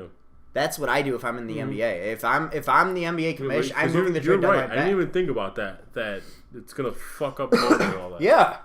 It is. I don't think they thought about that either. No, they probably maybe not. I sure hope they would. So I was gonna buy it, but now I sell. You convinced me there. But the All-Star weekend is a gimmick to begin with, so that's literally beside the point in the grand scheme of things. I still enjoy. I do too, but it's a gimmick. It's a fun gimmick. I watch it every year. So in the grand scheme, does that really matter? No. But personally, I think the trade deadline has a bigger weight and more effect if you move it back. Because that allows more teams that are on the borderline of contention to continue to fight later on into the year. You have more teams willing to continue to fight later on in the year than you would if you had the trade deadline so early. Because teams are now going to have to make a gunshot decision probably too early. I'd rather have them make that decision later in the year when, okay, we're definitely sure we got to sell, instead of trying to continue to fight. You will have a better idea of whether or not you're contending later on in the year than you do early. So that's why I prefer a later trade deadline. Do it like baseball. They have a later trade deadline. Well, Stillman, I'll see you, brother. Wilt Stillman, man, thank you for coming out tonight, man. Glad we got to talk about the Celtics with you. So get shit rocking tomorrow. Get shit done. Yep, definitely. But have a good one, my man. Moving on to the next part of this, I'm gonna present. This is like a group right here, because these are all. Our internet's good. It is. These are all changed timeouts to. The rest of these changes are game flow changes to improve game flow. And this next group is all about timeouts. So I'm going to skim through this I'm going to present them all as one. Mm-hmm. First, each team will now have 7 timeouts per game with no restrictions per half. So you could, I'm assuming that means you could take all your timeouts in the second half if you want to, and okay. like basically carry over. Yeah, I think so, because I think when you didn't use all your timeouts, you finished. You lose them in the first half. So you start with like 4 timeouts in the second half. And now all team timeouts will be 75 seconds, which in the previous no 30s, which in the previous formats, full timeouts are 90 seconds, and the 20-second timeouts were 60 seconds. Both full. So why do they call them 20s? Both full and 20-second timeouts have now been replaced by T timeouts, so they're all 75 seconds no matter what. All 4 periods will have 2 mandatory timeouts, which will take place after the first stoppage. Did they lower the number of timeouts you get? Under the 7 and 3 minute marks. I'm not sure. Wait, the what? The under? So all 4 periods will have 2 mandatory timeouts, which will take place after the first stoppage under the 7 and 3 minute marks. And then the under 9 minute mandatory timeouts in the second and fourth periods will be eliminated. I didn't even know that was a thing. Each team can enter the fourth period up to 14 timeouts. All I want to know is this going to make the game shorter? They projected to make it shorter by about 15 minutes. Bye. That literally makes my decision right there. Bye. But like overtime, you used to have 3, and I only have 2 timeouts per team. I like that. And then each team will be limited to 2 team timeouts after the later of the 3-minute mark of the fourth period, or the resumption of play for the second mandatory timeout of the fourth period. I like it. If you're gonna, so basically, it speeds up the fourth. Multiples of 3, my dude. What? What do you mean? Oh, you small timeouts. Oh yeah. No, I buy this as a whole because if you're shortening the game, I like that. That was I never dense, quite. but... I kind of liked the strategy involved with the full and 20-second timeout. Granted, apparently that's 90 and 60. That's stupid. I used to count them all the time. Strategy. I knew that 20-second timeouts are not full 20 seconds. It does mean less commercials, which is nice. I do like the aspect though of just straight timeouts, 75 seconds. That's what you get. I like that. I did like the strategy involved with the 20-second timeout. Drop a quick play, get back out there. But I don't hate the idea of just having straight 75-second timeouts, and I love the fact that it is going to, 1, make the game shorter, 2, less commercial breaks. Loving that. So bye, 100%. All right. Next one, referees will assess a delay of game violation if a free throw shooter ventures beyond the 3-point line between attempts. So bad news for Andre Drummond. Bad news for like 80% of the league. He goes all the way to the half court mark. I'm gonna sell this because in all honesty, in reality, how much time does that actually save? Like a half a second? Yeah. That's kind of stupid. Let the guy have his ritual. There's teams that do there's players that do like a 10-second ritual, like dribble and round and let the guy have his ritual. It's literally, you're talking about, see, this is like the what baseball did with the intentional walk theory. Like, how much time does that really affect? Like, instead of throwing the 4 pitches for intentional walk, it's just you tell him we're going to intentionally walk him and he goes to first.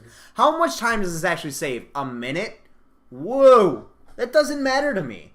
Let the guys have their rituals. And in all honesty, as a kid, I love the rituals. Really, how many players walk past the 3-point line? A lot of them. A lot of them, yeah. I guarantee you a lot of them do. Which, personally, though, I loved the rituals of players growing up for the free throws. The Jason Kidd blowing the kiss. The Richard Hamilton bounce twice in front of him, once to the side. I love that. And arenas around the world. Yes, and I mimicked that shit when I was playing in the driveway. Rasheed putting a spell on the ball. Yeah, so if you're trying to, like, get rid of stuff like that, that's stupid. Let them have their rituals. Also, that doesn't save any time. I also saw that. Because I actually agree with you. I get entertained by yes. And also, it has dramatic effect. Is he going to make it? Especially for the ones that are shitty at free throws. Yes. Oh, God. Anyway, last one. Halftime will last 15 minutes for all games, beginning immediately upon expiration of the second period. A delay of game penalty will be issued if a team is not ready to start play at the expiration of the halftime clock. So what is it now, 20? I thought it was 15. I realized there's some games where they extend yes, it. there are some games where they extend it because of the halftime show. I'm going to sell this too, just because of the fact that halftime shows are kind of fun sometimes as a fan being at the arena, especially for the teams that aren't any good.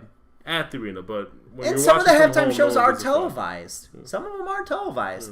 But going to an arena, say you're going to a Pistons game when they had the terrible years, okay?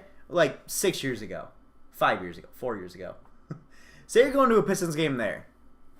Part of the reason you go a little bit is because of the halftime show. Like it makes the experience better. Yeah, when they were good, they actually had good acts coming. Yes, it made the experience better. So for them to try to take away or shorten the halftime show, where now we're just going to see a bunch of random parkour guys running around the court or doing flips off trampolines, that's boring. I don't want to see that. I'm still going to buy this, though, because more often than not I'm watching from the TV than from... That's true, and I do like that aspect of the 15-minute overtime, the 15-minute halftime. However, halftime in basketball is already really quick. It's normally 15 minutes. Yeah, so I mean, again, I don't think this makes a big enough difference. The only time this is going to make it a big difference really is probably the nationally televised games where they do the halftime shows. So I think that's where you're going to see the only difference, which I'm not going to buy that because I'd rather listen to the analysts talk. At least I'm being entertained. I think what they extend it for is like retirement ceremonies too. Things like that, yeah. That I think they should still make an exception for. Yes. I do think there should be exceptions for nationally televised games. Maybe if there's a big time halftime show and retirement ceremonies. I think they should limit the big time halftime shows to nationally televised games and then retirement ceremonies. Anyway, so that's that. Next up. Annabelle Creation, a couple weeks ago, they released their third and I believe final trailer And also, I do believe you're right. press screenings have already occurred, and there's a lot of positive buzz around this movie. So, are we gonna show this trailer? We can show the trailer. All right. So, Trailer. for those of you who are afraid Which of scary one? movies, trailer 3, sir. Trailer 3. Yep. All right, guys. If you're afraid of scary movies, I advise you to look away. Oops, no, I don't want that. Hold on. Pause it. I'm just saying, pause it real quick. I'm trying to make sure that we don't stop. I'm trying to make sure that the mics aren't too loud. What? So they can see the intro? No, they missed It was quiet for all these years.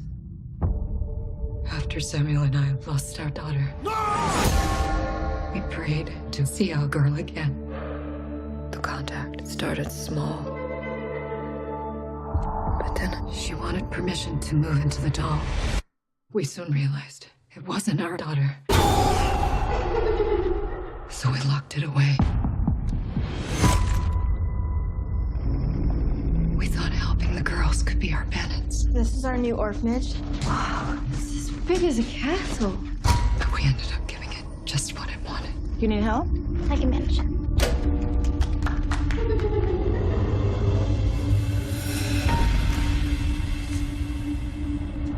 Sister, you always say that even though we can't see God, we can feel His presence. In this house, I feel a different kind of presence. An evil one is coming after me. Because I'm the weakest.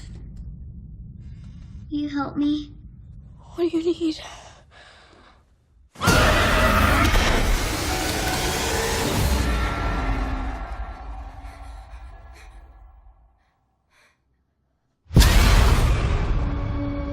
Are you okay? I'm fine. Janice found this doll. What doll? The one in the white dress. She mustn't go near that doll. She can walk. Forgive me, sister, for what I'm about to say. Oh, please, it's not real. It's not real. It's not. This doll, it's hurting Janice. I'm getting rid of it.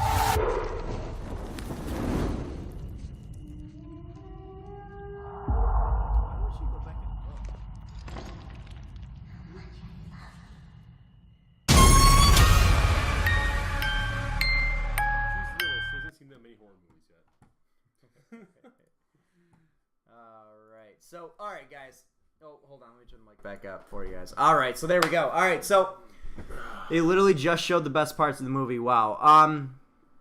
Goddamn Annabelle, this shit is so played out. Fuck this. You know, I'm gonna buy this because, one, James Wan. Two, they didn't do Annabelle right in the Annabelle movie, so they did need to redo it, and this is how they're going to. Now, did they actually show the best parts of the movie? I hope to God not, and James Wan's normally very good about not doing that, so I'd be really disappointed so much if he control did. of what the marketing team Right. does. Now, I buy this trailer because it makes this movie look terrifying. It definitely did show a lot, though. It definitely showed a lot. A lot of the possession stuff. That's why I thought about Lights Out. The last movie True. his production team put out. True. And it I will turned- say that but the it turned out it demonic didn't show too possession much. style movie is one of my favorite styles of movies. Yes. So, and it's also one of the most often done terribly style of movies. Yes, it is. So I totally buy this because I really want to see it. I'm really excited for it. I am a little iffy on the fact that they did show a lot, maybe a little too much, but we'll see. So sell the fuck out of the return of Xander Cage was more lucrative.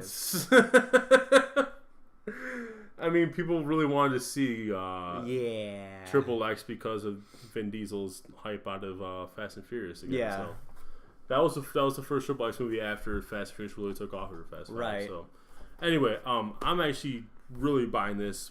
One, because it's James Wan's production company, Atomic James Monster. Wan. But also Data Sandberg. First one we put out and last one we put out was Lights Out, and I absolutely loved that movie. And he also partnered up with James Wan producing on that one as well. So seeing what they were able to do together, I have faith in them doing this one right. Now, And from the trailers, it looks great.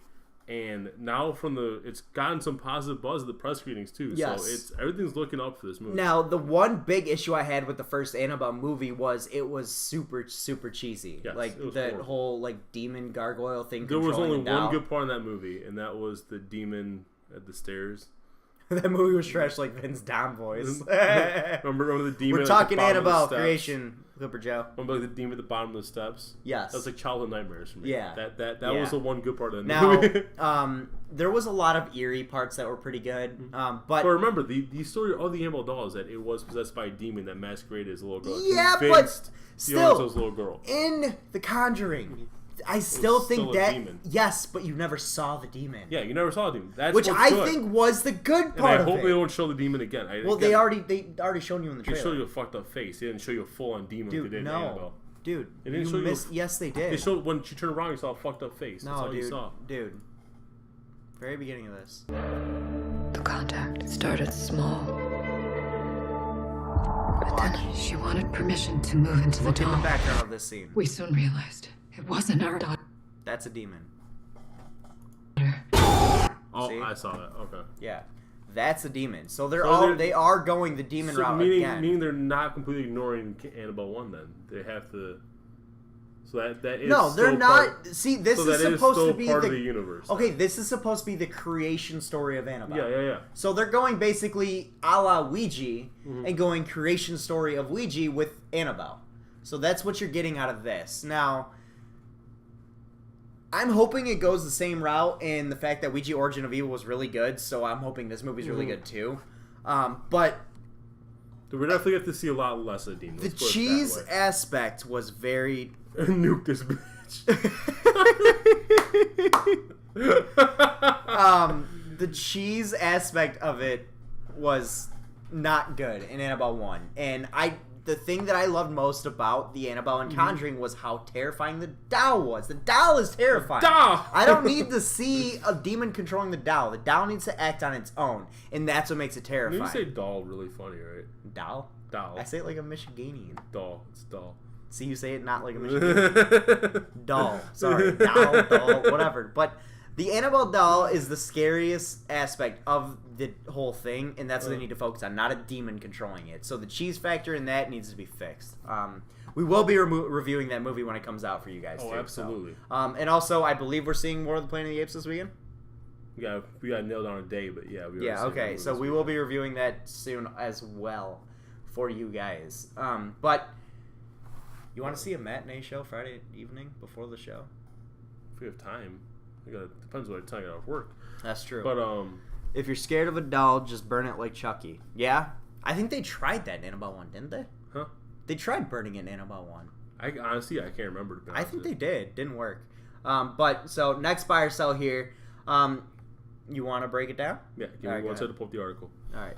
So, All basically... right, so, I got it ready. Conjuring 3. We finally have word that's in the works. Good news, James Wan's on board. Bad news, he's not directing. Yeah, it's all canon, and James Wan is an Annabelle doll. Jet fuel kit, melt steel beams, Illuminati confirmed. So, Conjuring through James Wan is confirmed back, but in the as a producer, the writer is going to be David Leslie Johnson, who did write the previous Conjuring 2, which I loved. And here's what I'm worried about, though. They don't have a story nailed down yet, but the speculation is they might be going werewolves. Apparently, there was a werewolf case that the Warrens investigated, and they don't. Basically, what's happening is they don't want to retread a lot of the same tropes they had from 1 and 2. Right. So they want to do something different. I personally think werewolves is not a good fit. No, in the I Conjuring don't universe. think werewolves... Would I be open to a werewolves movie outside the Conjuring universe? Yes, but in the Conjuring universe, I don't think this fits at all. We talked about this in the past in the show, and we both were very when they announced werewolves as a potential. I definitely think they need to go a different route. The last werewolf in a With that being said, that's not for sure yet. Though. Yeah. But either way, even if this was the thing, I'm reluctantly buying this because of the track record the Conjuring universe has and because of James Wan. Yes, I James Wan will has yet to let me down. definitely buy it just because So, of that but alone. it is a much, much, much softer buy. Than, yes. If than anything the else. werewolf aspect, which could totally be Just ends up being hearsay, icy. which could totally be hearsay, could we be. have no idea. Yeah. But with that being said, werewolves are the rumor right now, so it is a softer buy for me, Yeah. just because I am still buying because of James Wan, because of his hand of magic on movies, horror movies in particular, and because of the Conjuring title. The Conjuring is a fantastic series of horror movies, and it's going to continue that route most likely. I still worry about the werewolf aspect. I think if there's one person that pulls off a fantastic werewolf movie, it's James Wan. Yeah. I think it could be, even if they do werewolves, and even if it is a great movie, I still will have an issue with it being in the Conjuring realm. Now, when I said that James Wan is on board to produce, it does not mean he said he's it's been said that he's unlikely to return to direct. He's Right. not completely out just yet as director. If James Wan sees this movie going in directions he doesn't want to see it, there's without a doubt in my mind he takes control. Well, he's the one who brought the idea up. I know, but if this, Yeah. the actual filming of this movie, if it goes in directions he doesn't like, he takes control. However, if James Wan were to not direct, yes, there is Clipper one Joe. guy They are based on Ed and Lorraine Warren paranormal cases. Yeah.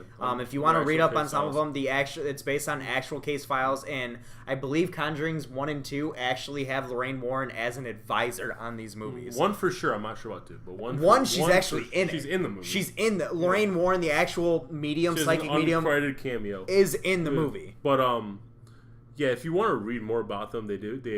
Ed Warren, who passed away in 2006. No, I'll pass, thanks. Who passed in 2006, did write a book called The Demonologist, and that covers a lot of their cases. Yes. But if James Wan is not directing this, there is one guy that I would love to direct this movie, and again, it's David F. Sandberg. Yeah, I was gonna say it's David F. Sandberg. That's my guy. Yeah. Please go get him. Now, would he work in a monster movie though? Because this becomes a monster movie, not a normal movie that I don't Conjuring know. does. I just if Annabelle is as good as the reactions are saying it is, You know and who I the think trailers would are put a making out to be. sweet twist on this movie? Granted, it would be completely different from anything James Wan's ever done. Is the guy who directed It Comes at Night. That would be a I'm not sure sweet directed that. twist. He's a young director. He's a new very guy. young director. Too. Yes, that would be a really cool Definitely twist. not to James this. Wan style. No, but it would be a cool ass twist. It would be a really cool twist. I agree with you there. Now going into the fourth buyer. You know how I think about werewolves. Who directed It Follows? It's a good question. Because you could really introduce a good suspense aspect to werewolf movies. Yes, I don't think David Robert Mitchell. That got a 97 on Rotten Yeah, Tomatoes. it got really good reviews, man. Holy shit! But IMDb gave it a 6.9. IMDb sucks. Great. IMDb's kind of terrible too. I want to see. That's why I said IMDb sucks. I want to see what else. Rotten Tomatoes is kind of terrible too. I still trust Rotten Tomatoes more. I usually agree with Rotten Tomatoes more too. Yeah, usually. Yeah, he didn't really do anything else. Nothing. I don't know if I feel that because It Follows didn't scream. Goddamn. It Follows didn't scream horror movie to me. It screamed suspense. Robert thriller. Zemeckis would direct like an existential horror film. George Lucas will direct the next Conjuring film. Oh God. Lord. Michael Bay. CGI fest. Ron Howard. Oh my Lord. I don't know if I would. The vibe of an It Follows movie, I don't know, works in a Conjuring or a werewolf movie. Because that vibe could work for werewolf. I think it could. I don't know that I see it because that doesn't scream horror movie to me. It screams suspenseful. Because It Follows was very eerie. It was suspenseful. It was suspenseful and it was Which eerie. It's not, but that's not a horror movie to me. These movies are supposed to be the top of the line horror movies. Except out I don't there. find werewolf movies in general horror. You could movies. easily make them a horror movie. Easily make werewolf. I've never seen a werewolf movie that actually that scared me. You can make any monster movie a horror movie. I know, in the classic sense of the term, but not in the James Wan sense of the term. What do you mean? There's a difference. Lights Out was kind of a monster movie, a little bit. Not really. A little bit. More of a ghost movie.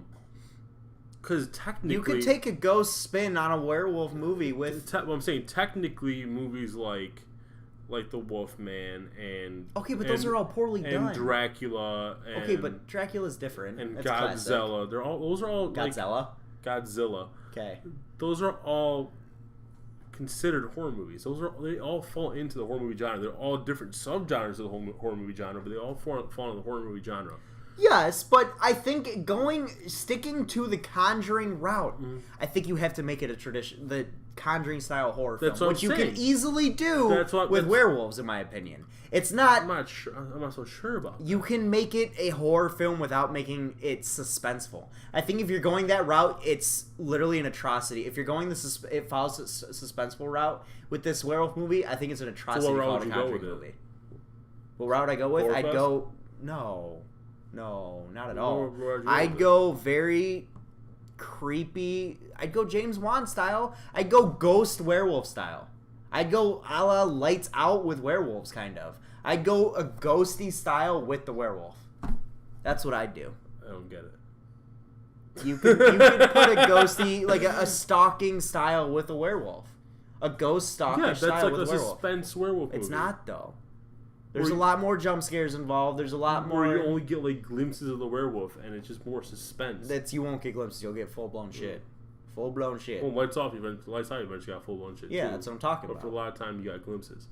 But Lights Out's not much of a suspenseful movie. It's. No, there is suspenseful. Well, that's what I'm saying. I think thing you go is, bro, that is route. that's your Jimmy Butler. I'm just saying that if you were to put the It Follows mantra this on, N-word MFing if you were to put the It Follows mantra on this movie, I think it's an atrocity to call it a Conjuring film. So, but moving on now, Quentin Tarantino. Well, I have one more thing to add. Oh, this is a Hidden By Yourself. It has now been confirmed. Crooked Man is getting his own movie. The Crooked Man. Do you buy or sell a the Crooked Man movie? I buy it. I mean, he was creepy and it was creepy when I found out it wasn't a CGI character; it was actually a real person playing it. He was creepy in Conjuring 2. I don't think he was the scariest character, but he was definitely. None was the scariest character. Yeah, none he was getting a movie. So. Definitely very creepy. If it's done well with James Wan at the helm, it'll be a good movie. I feel like James Wan will at least be producing. Yeah. Instead of Dead by Dawn, it's Dead by Dusk. I think you guys have figured this out now. Anything that takes place in the Conjuring universe or James Wan is involved in is basically an automatic buy for us. So, what the heck is a great man? All right. So this one, man. You butchered Tarantino. Anyway, I know. This one, fourth bias, I'll take with a huge. Actually, these last two take with a huge. I want to prep massive. Okay, go for it. So Quentin Tarantino, he is prepping for a massive blockbuster film based on the life and the story of Charles Manson. He is rumored to being in talks with getting Brad Pitt and Jennifer Lawrence, huge name stars, as the lead roles in this film. So now, real quick, the reason I said taste with a massive grain of salt is because how many times have we seen Tarantino say he's preparing to make a movie and then it just disappeared into thin air? A Babadook sequel? Babadook. Okay. Babadook. I Babaducci? don't think that's really a movie that lends itself to a sequel, though. To be honest with you. didn't. Babadook. Anyway, so if this movie ends up happening, do you buy a Tarantino Marilyn Manson? Really? Jenny Lawrence is going to play Sharon Tate? I said Marilyn Manson. Charles Manson film. Tarantino with the Charles Manson film. I think it'll be a very interesting spin. It'd be very different than anything else ever done. It'd be the first biographical film he's ever done. Yes. That's like based on a real person. It also, I think, it'd be the first serial killer movie he's ever done. I don't think. Yes, I believe so as well. It'll be a very interesting spin on a Charles Manson story. There's no doubt, because Tarantino does that type of shit. I wonder what Rod's gonna take it. If he's gonna try to go a little more horror with it, or he might try to go.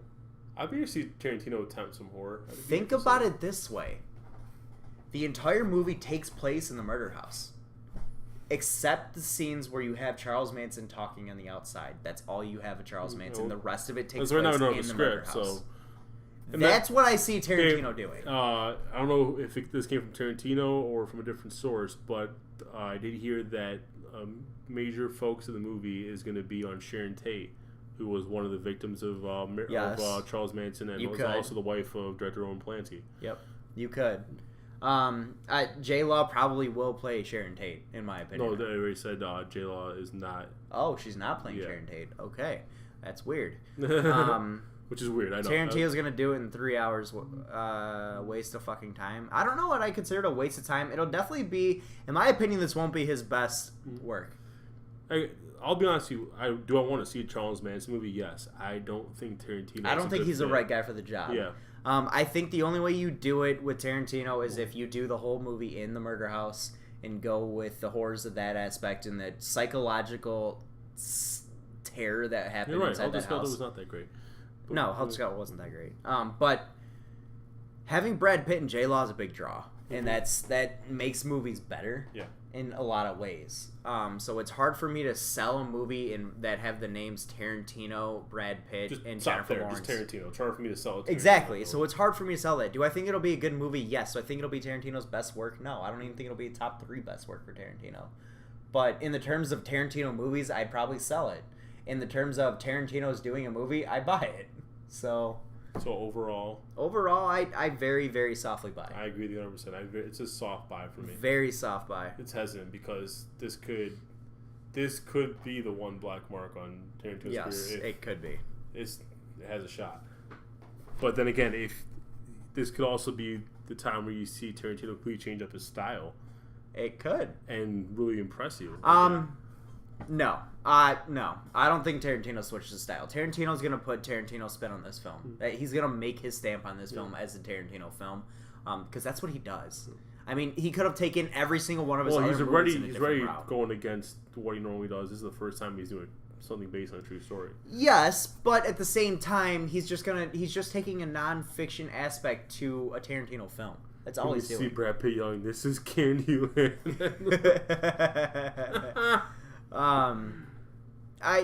I just see Tarantino putting the Tarantino stamp on a Charles Manson story. That's what I see. So I softly buy this because I just can't sell Tarantino. I can't wholeheartedly sell a Tarantino movie. So to close this out, yeah, go ahead.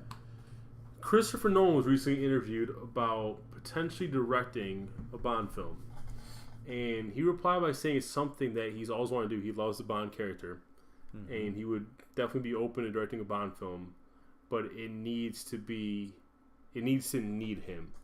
So he said currently the Bond franchise is not a franchise that needs someone like him to come in. Like Batman franchise did. Yeah, the Batman franchise did. But just in general, I think this wouldn't be the worst time because Spectre was not that good. Spectre was pretty good.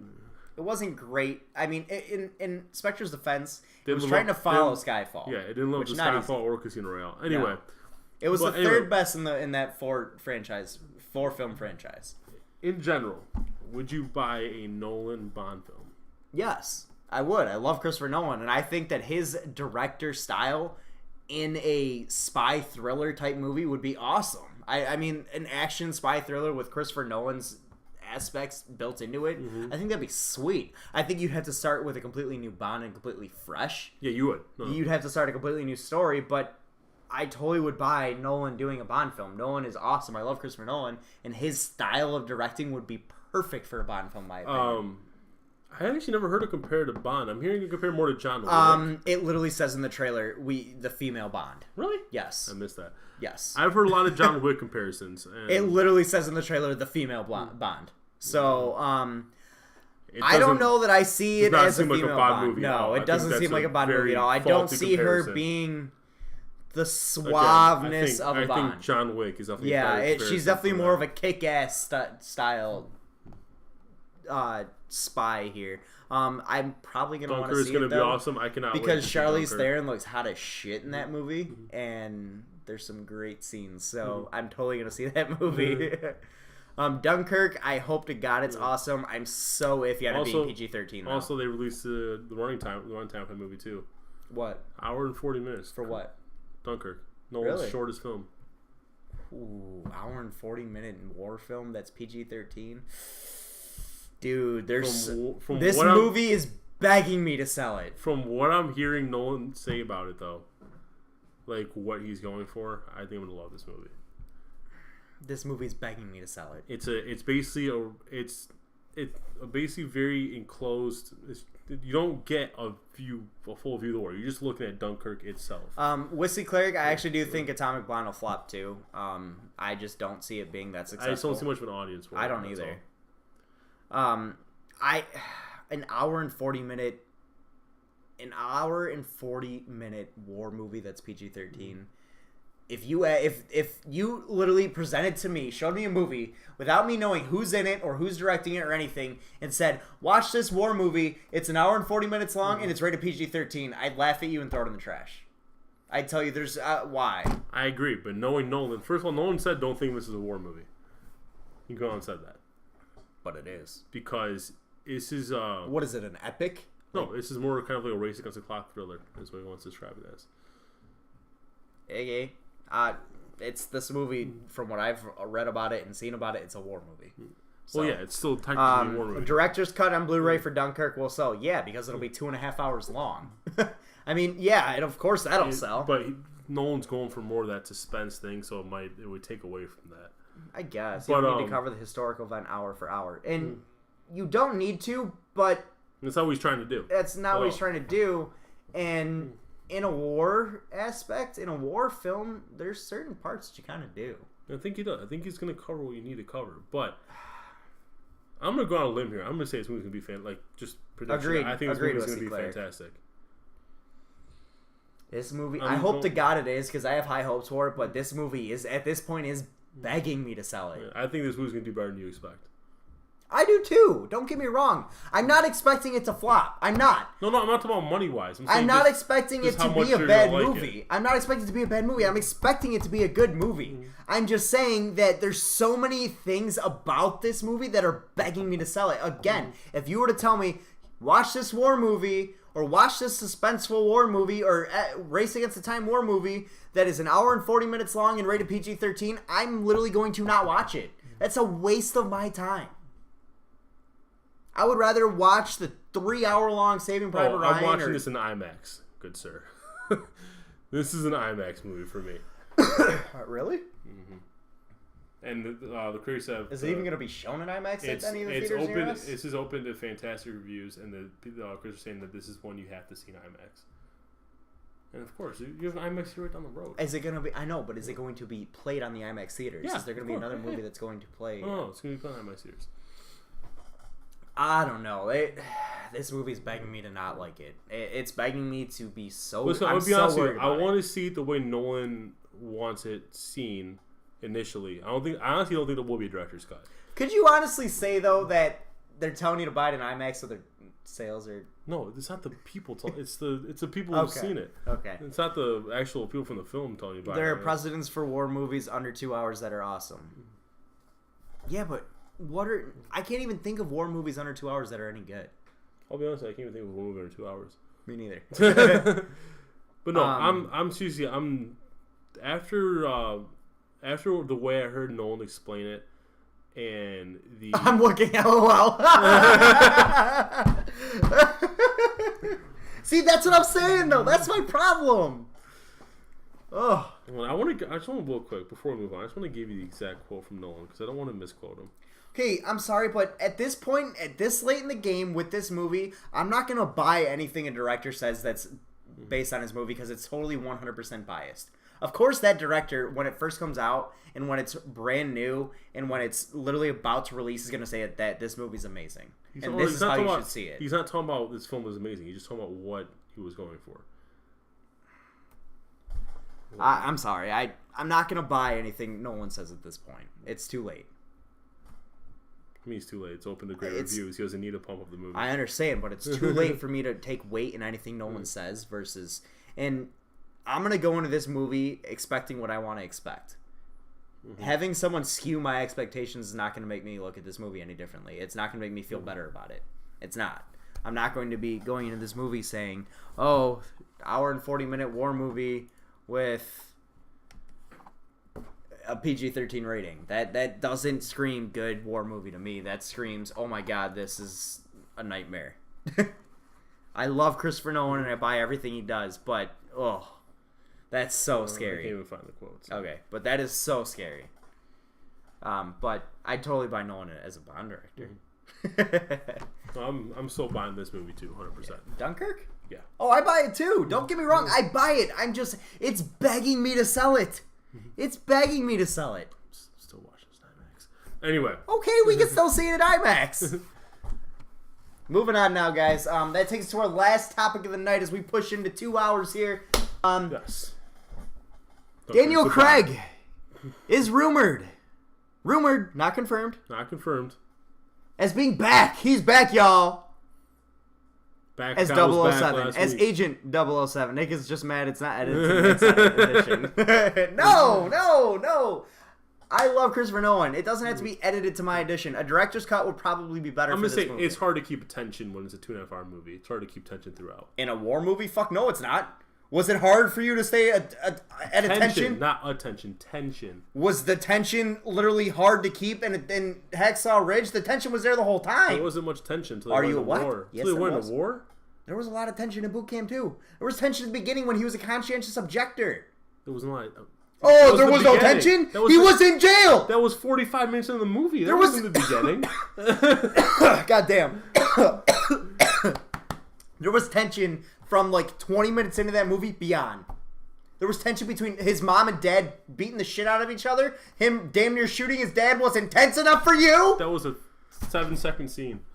That still brings tension! And there was a lot of tension in that relationship! Just because there were tense moments doesn't mean there was tension throughout. There was a lot of tension throughout that damn movie. He's talking about there's going to be tension throughout. Anyway, we're moving on. I don't give a shit! There was tension all throughout Hacksaw We'll Ridge. discuss this movie when we see it. And I love Hacksaw Ridge. One of my favorite movies of all time. Fuck yeah, that was a great movie. Right But, now, it sounds like a cut down, overproduced studio intervention price of Garbaggio. Nick's edition, Too Fast, Disagree. Too Furious. That movie would be 6 hours long, LOL. No, without that happen. Knowing Nolan, fuck yeah, it would be 40 hours long. Pack emergency rations. Nolan producing an epic 3-hour war film would be God's gift to the movie industry. I don't put it beyond. I feel like he could eventually do something. I think that'd be God's gift to the industry. I'm sorry. That'd be so good. But anyways, guys, Daniel Craig is rumored to be back as Agent 007. James Bond. James Bond. James. First of all, do you think this is real? Yes. This has been rumored for a while. He said that he wanted to take time off to spend time with his family He and all also that said stuff. he'd rather stab himself in the eyeball with glass And then he shards. came out like 3 months later and said that he takes back what he said. He'd actually be willing to do it again. So yes, I do buy Daniel Craig coming back as Agent 007. I buy him coming back. I actually thought he was coming back as soon as he said I would rather stab myself. I was like, dude, no, there's no way he's not turning down another movie. How many movies do you think he's coming back for? 1. I agreed. I don't think he does the second one. I would hope he does the second one, but I'm fine with 1. 1 more is good for me.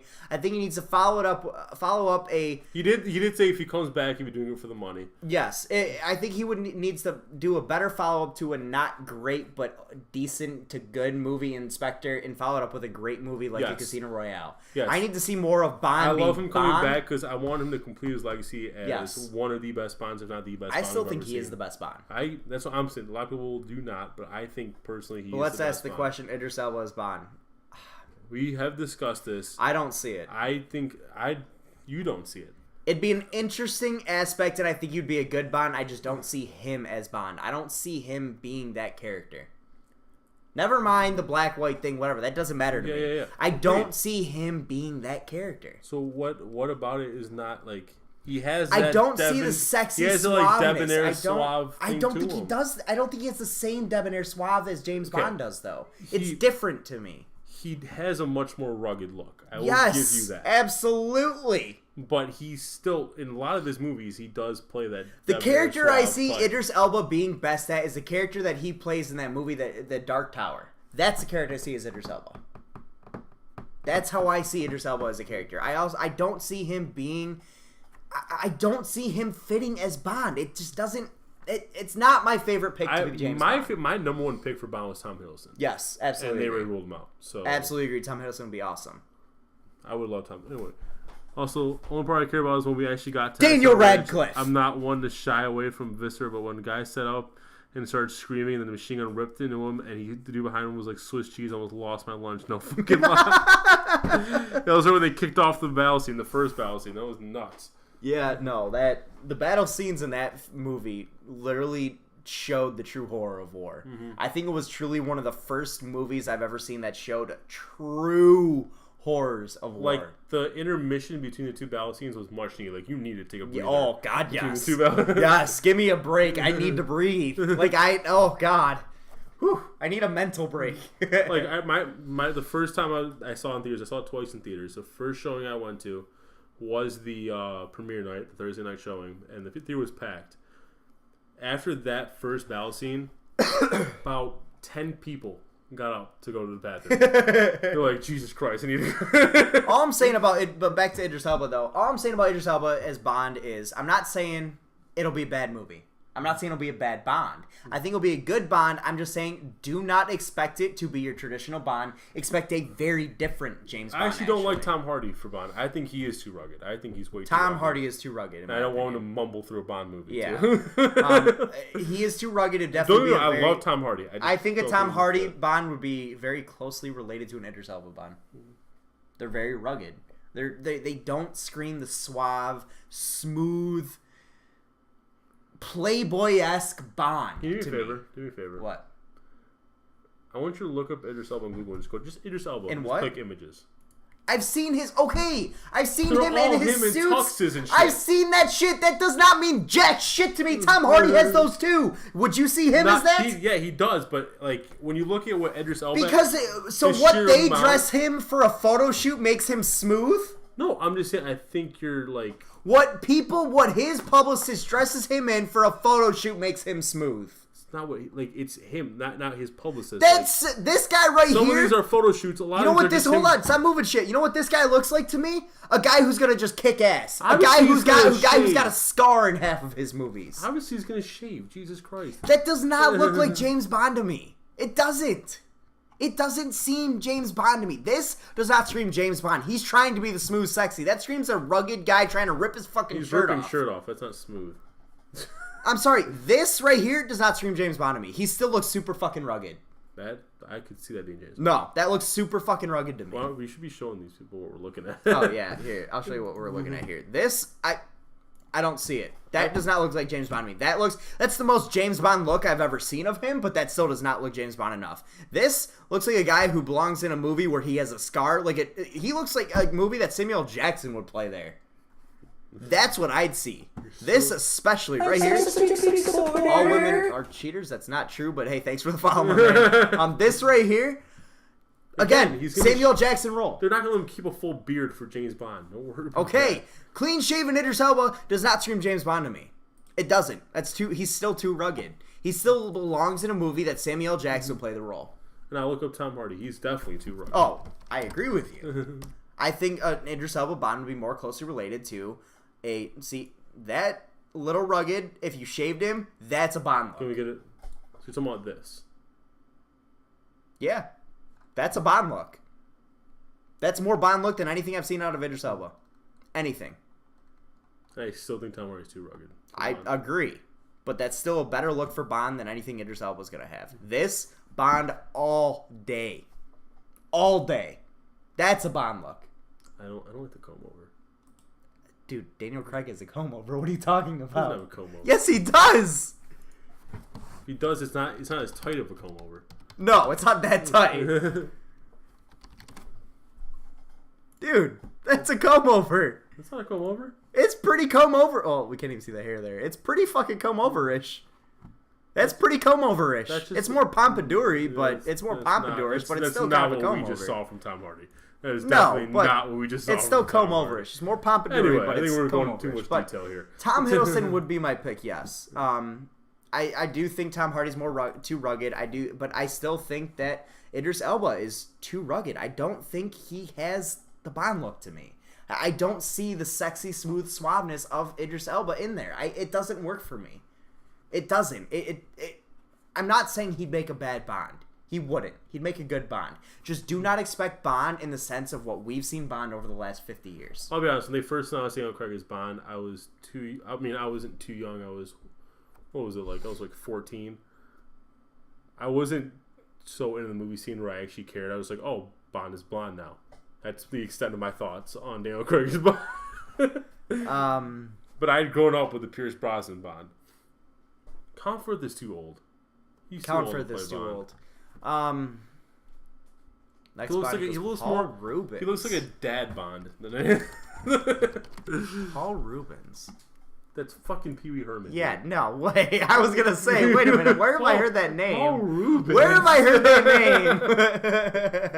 name? No, Paul Rubens does not work. Pee Wee Herman as Bond, no, thank you. Vin Diesel. Yeah. Too Bond, too furious. Dwayne Johnson, The Rock. I'm tired of clean faces, baby boy Bond, albeit Craig was a bit scruffy. I want to see beard Bond. See, that's not James Bond, though. If you're going to go that route, then okay, fine. I don't hate that. Daniel Craig has a bit of ruggedness to him. He does, but he's got a lot of smooth, sexy suaveness. He's got a lot of smooth, sexy suaveness. What I love about Daniel Craig is that he's... But see, Daniel Craig is kind of my limit for ruggedness for James Bond. I agree. I do agree. Going beyond that, you're getting a Tom Hardy, Idris Elba. That's beyond that. So all I'm saying is, if Idris Elba is Bond, expect a very different Bond. He played Bond in his 50s, but he didn't start in his 50s. Right. If I you're want going more to, than 2 Bond movies out of my Bond. Connery can play Bond right now. Book it. If you want Idris Elba's Bond, do not expect Bond to be the Bond that you've seen over the last 50 years. Can we get an Italian Bond? Can we get DiCaprio? If he could pull off a British accent, fuck yes. Of course he can. He pull off a fucking South African accent. That's the straight up hardest accent to pull off. You know who I think could be actually Yes, he would have been a great Bond. Liam Neeson. Yes, Liam Neeson in his prime would have been a fantastic Bond. Who am I thinking of? Oh, God. There's another British actor. I just can't think of the goddamn name. This name won't leave my mind. I think it's a joke, but this name will not leave my mind. I think he's too soft. I don't think he works. I just can't get into him as an actor. Like I can't either. I have nothing against him. It's just, I don't know. He just looks too weird. He does look really weird. I don't think he's sexy enough. You know what he looks like? He looks like the alien from American Dad. He does. Johnny Benedict English. Cumberbatch. Benedict Cumberbatch is who I mentioned. Cumberbatch, whatever. That's the guy that won't leave my mind, but I don't think he works. Yeah. He doesn't work. I think he's too pixie soft. He doesn't. I don't think. I think this Bond's going to be someone we haven't seen much of. The new Bond after. Absolutely, it's going to be very different. It's going to go the more not traditional, the more modern the person they cast. Oh yeah, probably. Yeah. But the Bond character as itself is probably going to continue to push more and more into that rugged sense. You're going to push further and further because that's the modern style spy. Yeah. Is the rugged guy. I don't know about Adam Driver. He's not very smooth. He's really. He's not smooth at all. A Bond will always be a British actor. Also, I think he has way too deep of a voice for Bond. Daniel Craig's voice is pretty deep. Dude is very bare. It is not. Pierce Brosnan's voice is pretty deep too. It is not Adam Driver deep, dude. Adam Driver's too rugged. He's military. Fucking Kylo Ren was basically deepness. That was basically Adam Driver's voice. There was very little alteration there. Yeah. Charlton Colby, I actually don't mind that. Charlton Copley. Get another like Irish or Scottish Bond, whatever the hell he is in there. I don't mind that. Charlton, not Charito. Yeah, Charlton. Sorry. Charlton Copley. I do not mind that. He's a little on the rugged side, but I don't mind it either. He is a little on the rugged side, but that one doesn't make me mad. They could definitely clean up his look a little bit. Hell yeah. Like, shave him there. Yeah. Comb over. Give him a pompadour That look. hair is fine. Just shave it. Oh, I give it a pompadour look. I gel it. I gel it. Pompadour that shit all day. Boom, you got James Bond. How old is Charlton Copley? He's looking older than He does look a little old. He's 43. Wow. Man. Dude. He do not age well. No, he does not age well. Henry Cavill I have liked Henry Cavill. I am not a fan of Armie Hammer. Sorry. I just don't like Armie Hammer. I just don't like him as an actor in general. I could totally see Hollywood keeps trying to push Hollywood keeps trying to push fucking Armie Hammer down our throats. Give Henry Cavill. Got your Bond look. Give Henry Cavill 5 years and boom, you got James Bond. Mm-hmm. That's a great look. Right there, that's James Bond. Give him 5 years and you got him.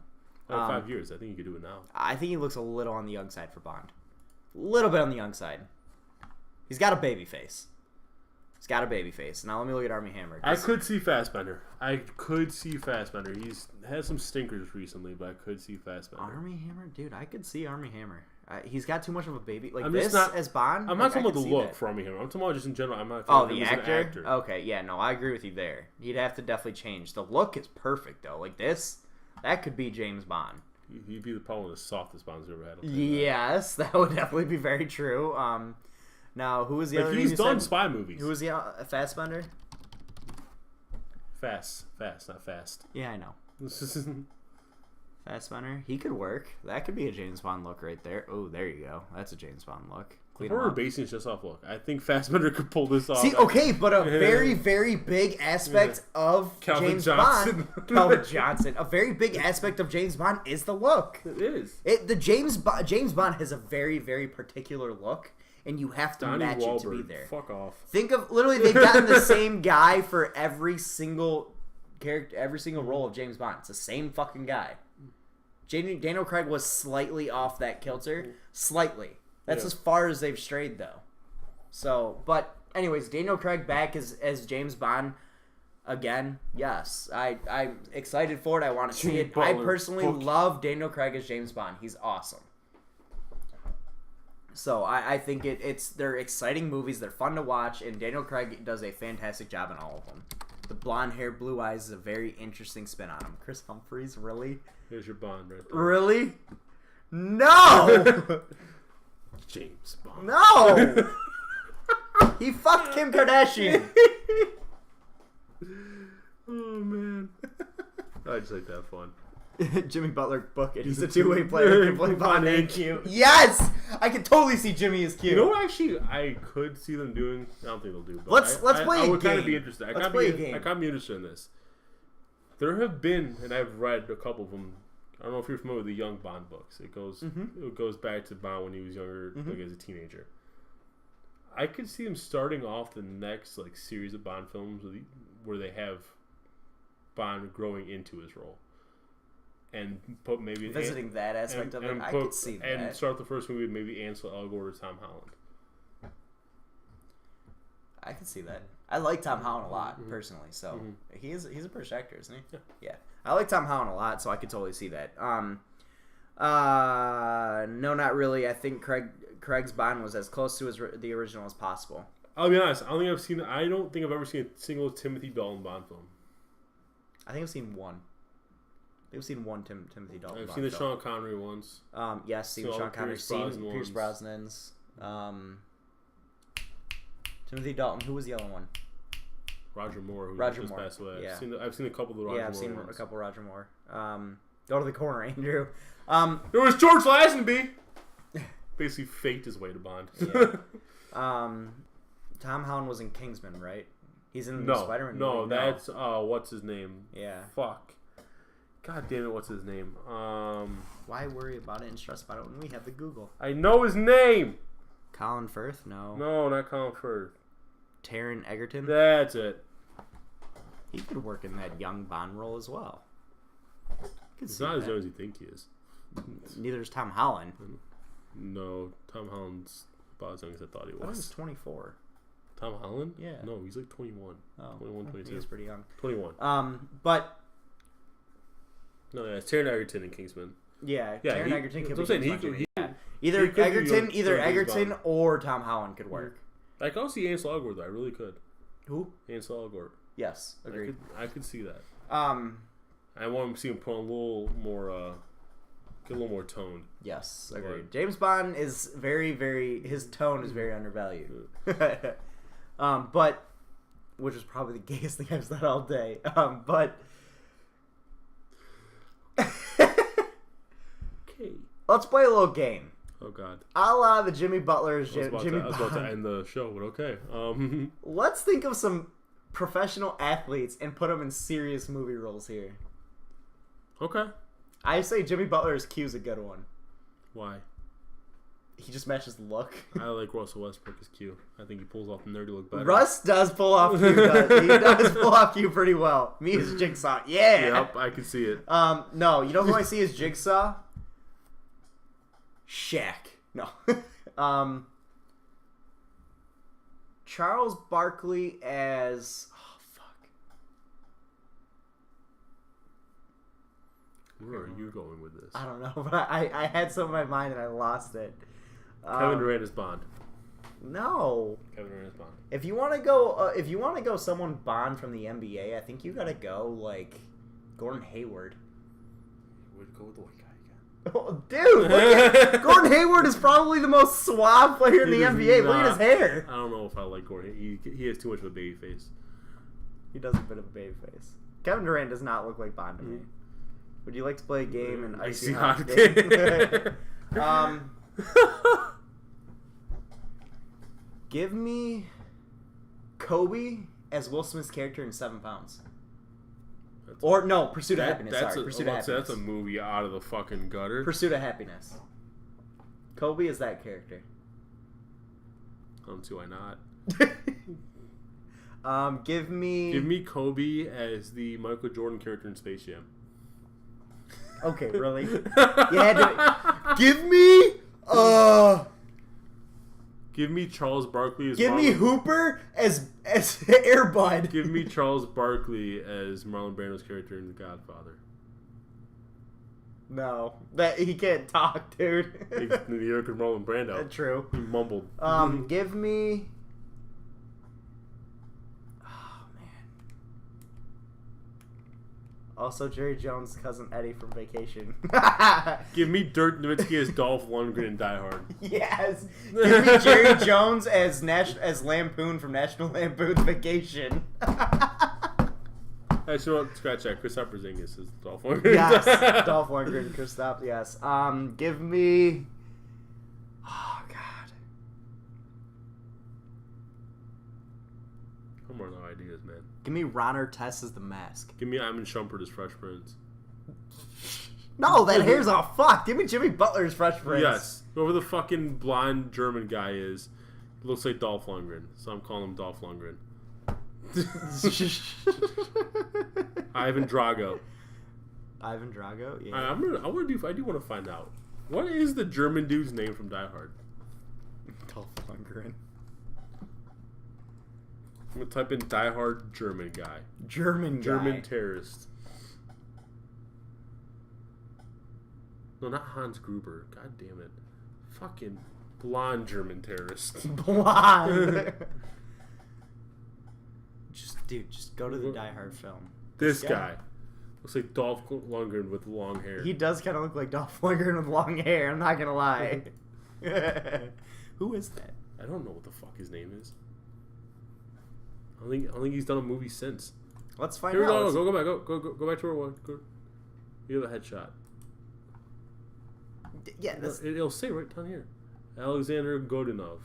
Yeah, but what's his character in the film? He was a random henchman. Oh. Carl. His name was Carl. Carl! Porzingis is Ivan Drago. Okay, I can see Porzingis is Ivan Drago. How about... Oh, man. How about Cristiano Ronaldo as James Bond? Or David Beckham as James Bond? David Beckham might be too old now, but... How old is David Beckham? Like 47? 50? He's 47. I think he fits right in the age for James Bond. David Beckham is 42. He fits perfectly in the age of James Bond. Yeah, that's... I mean, that's all I got. I can't even... Johnny Manziel is Charles Foster Kane from Citizen Kane.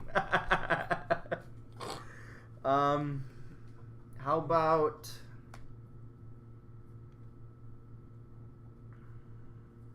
I can't think of any more. I'm out. I'm out. Anyways, guys, thank you so much for coming out tonight. Chris Bosh is Chris Tucker's character from The Fifth Element. Yes.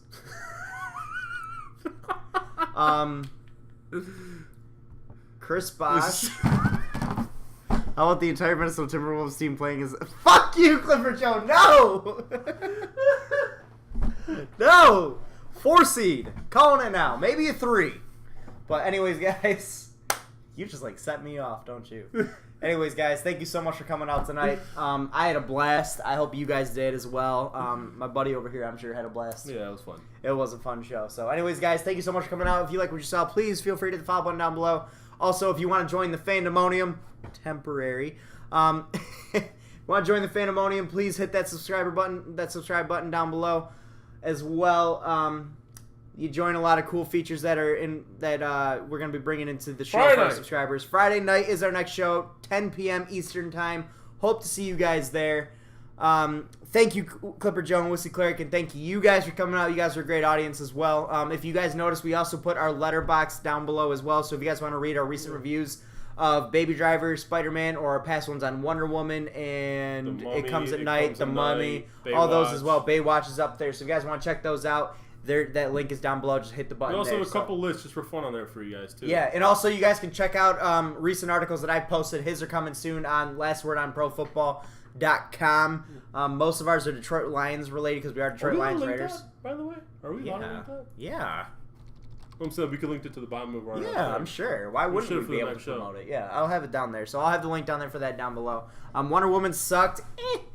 But anyways, guys, thank you so much again. This has been the Fan Report Words by fans. For fans. Every time coming at you guys. Hope to see you on Friday. You guys have a good night. Peace out. Happy hump day. Peace out, motherfuckers.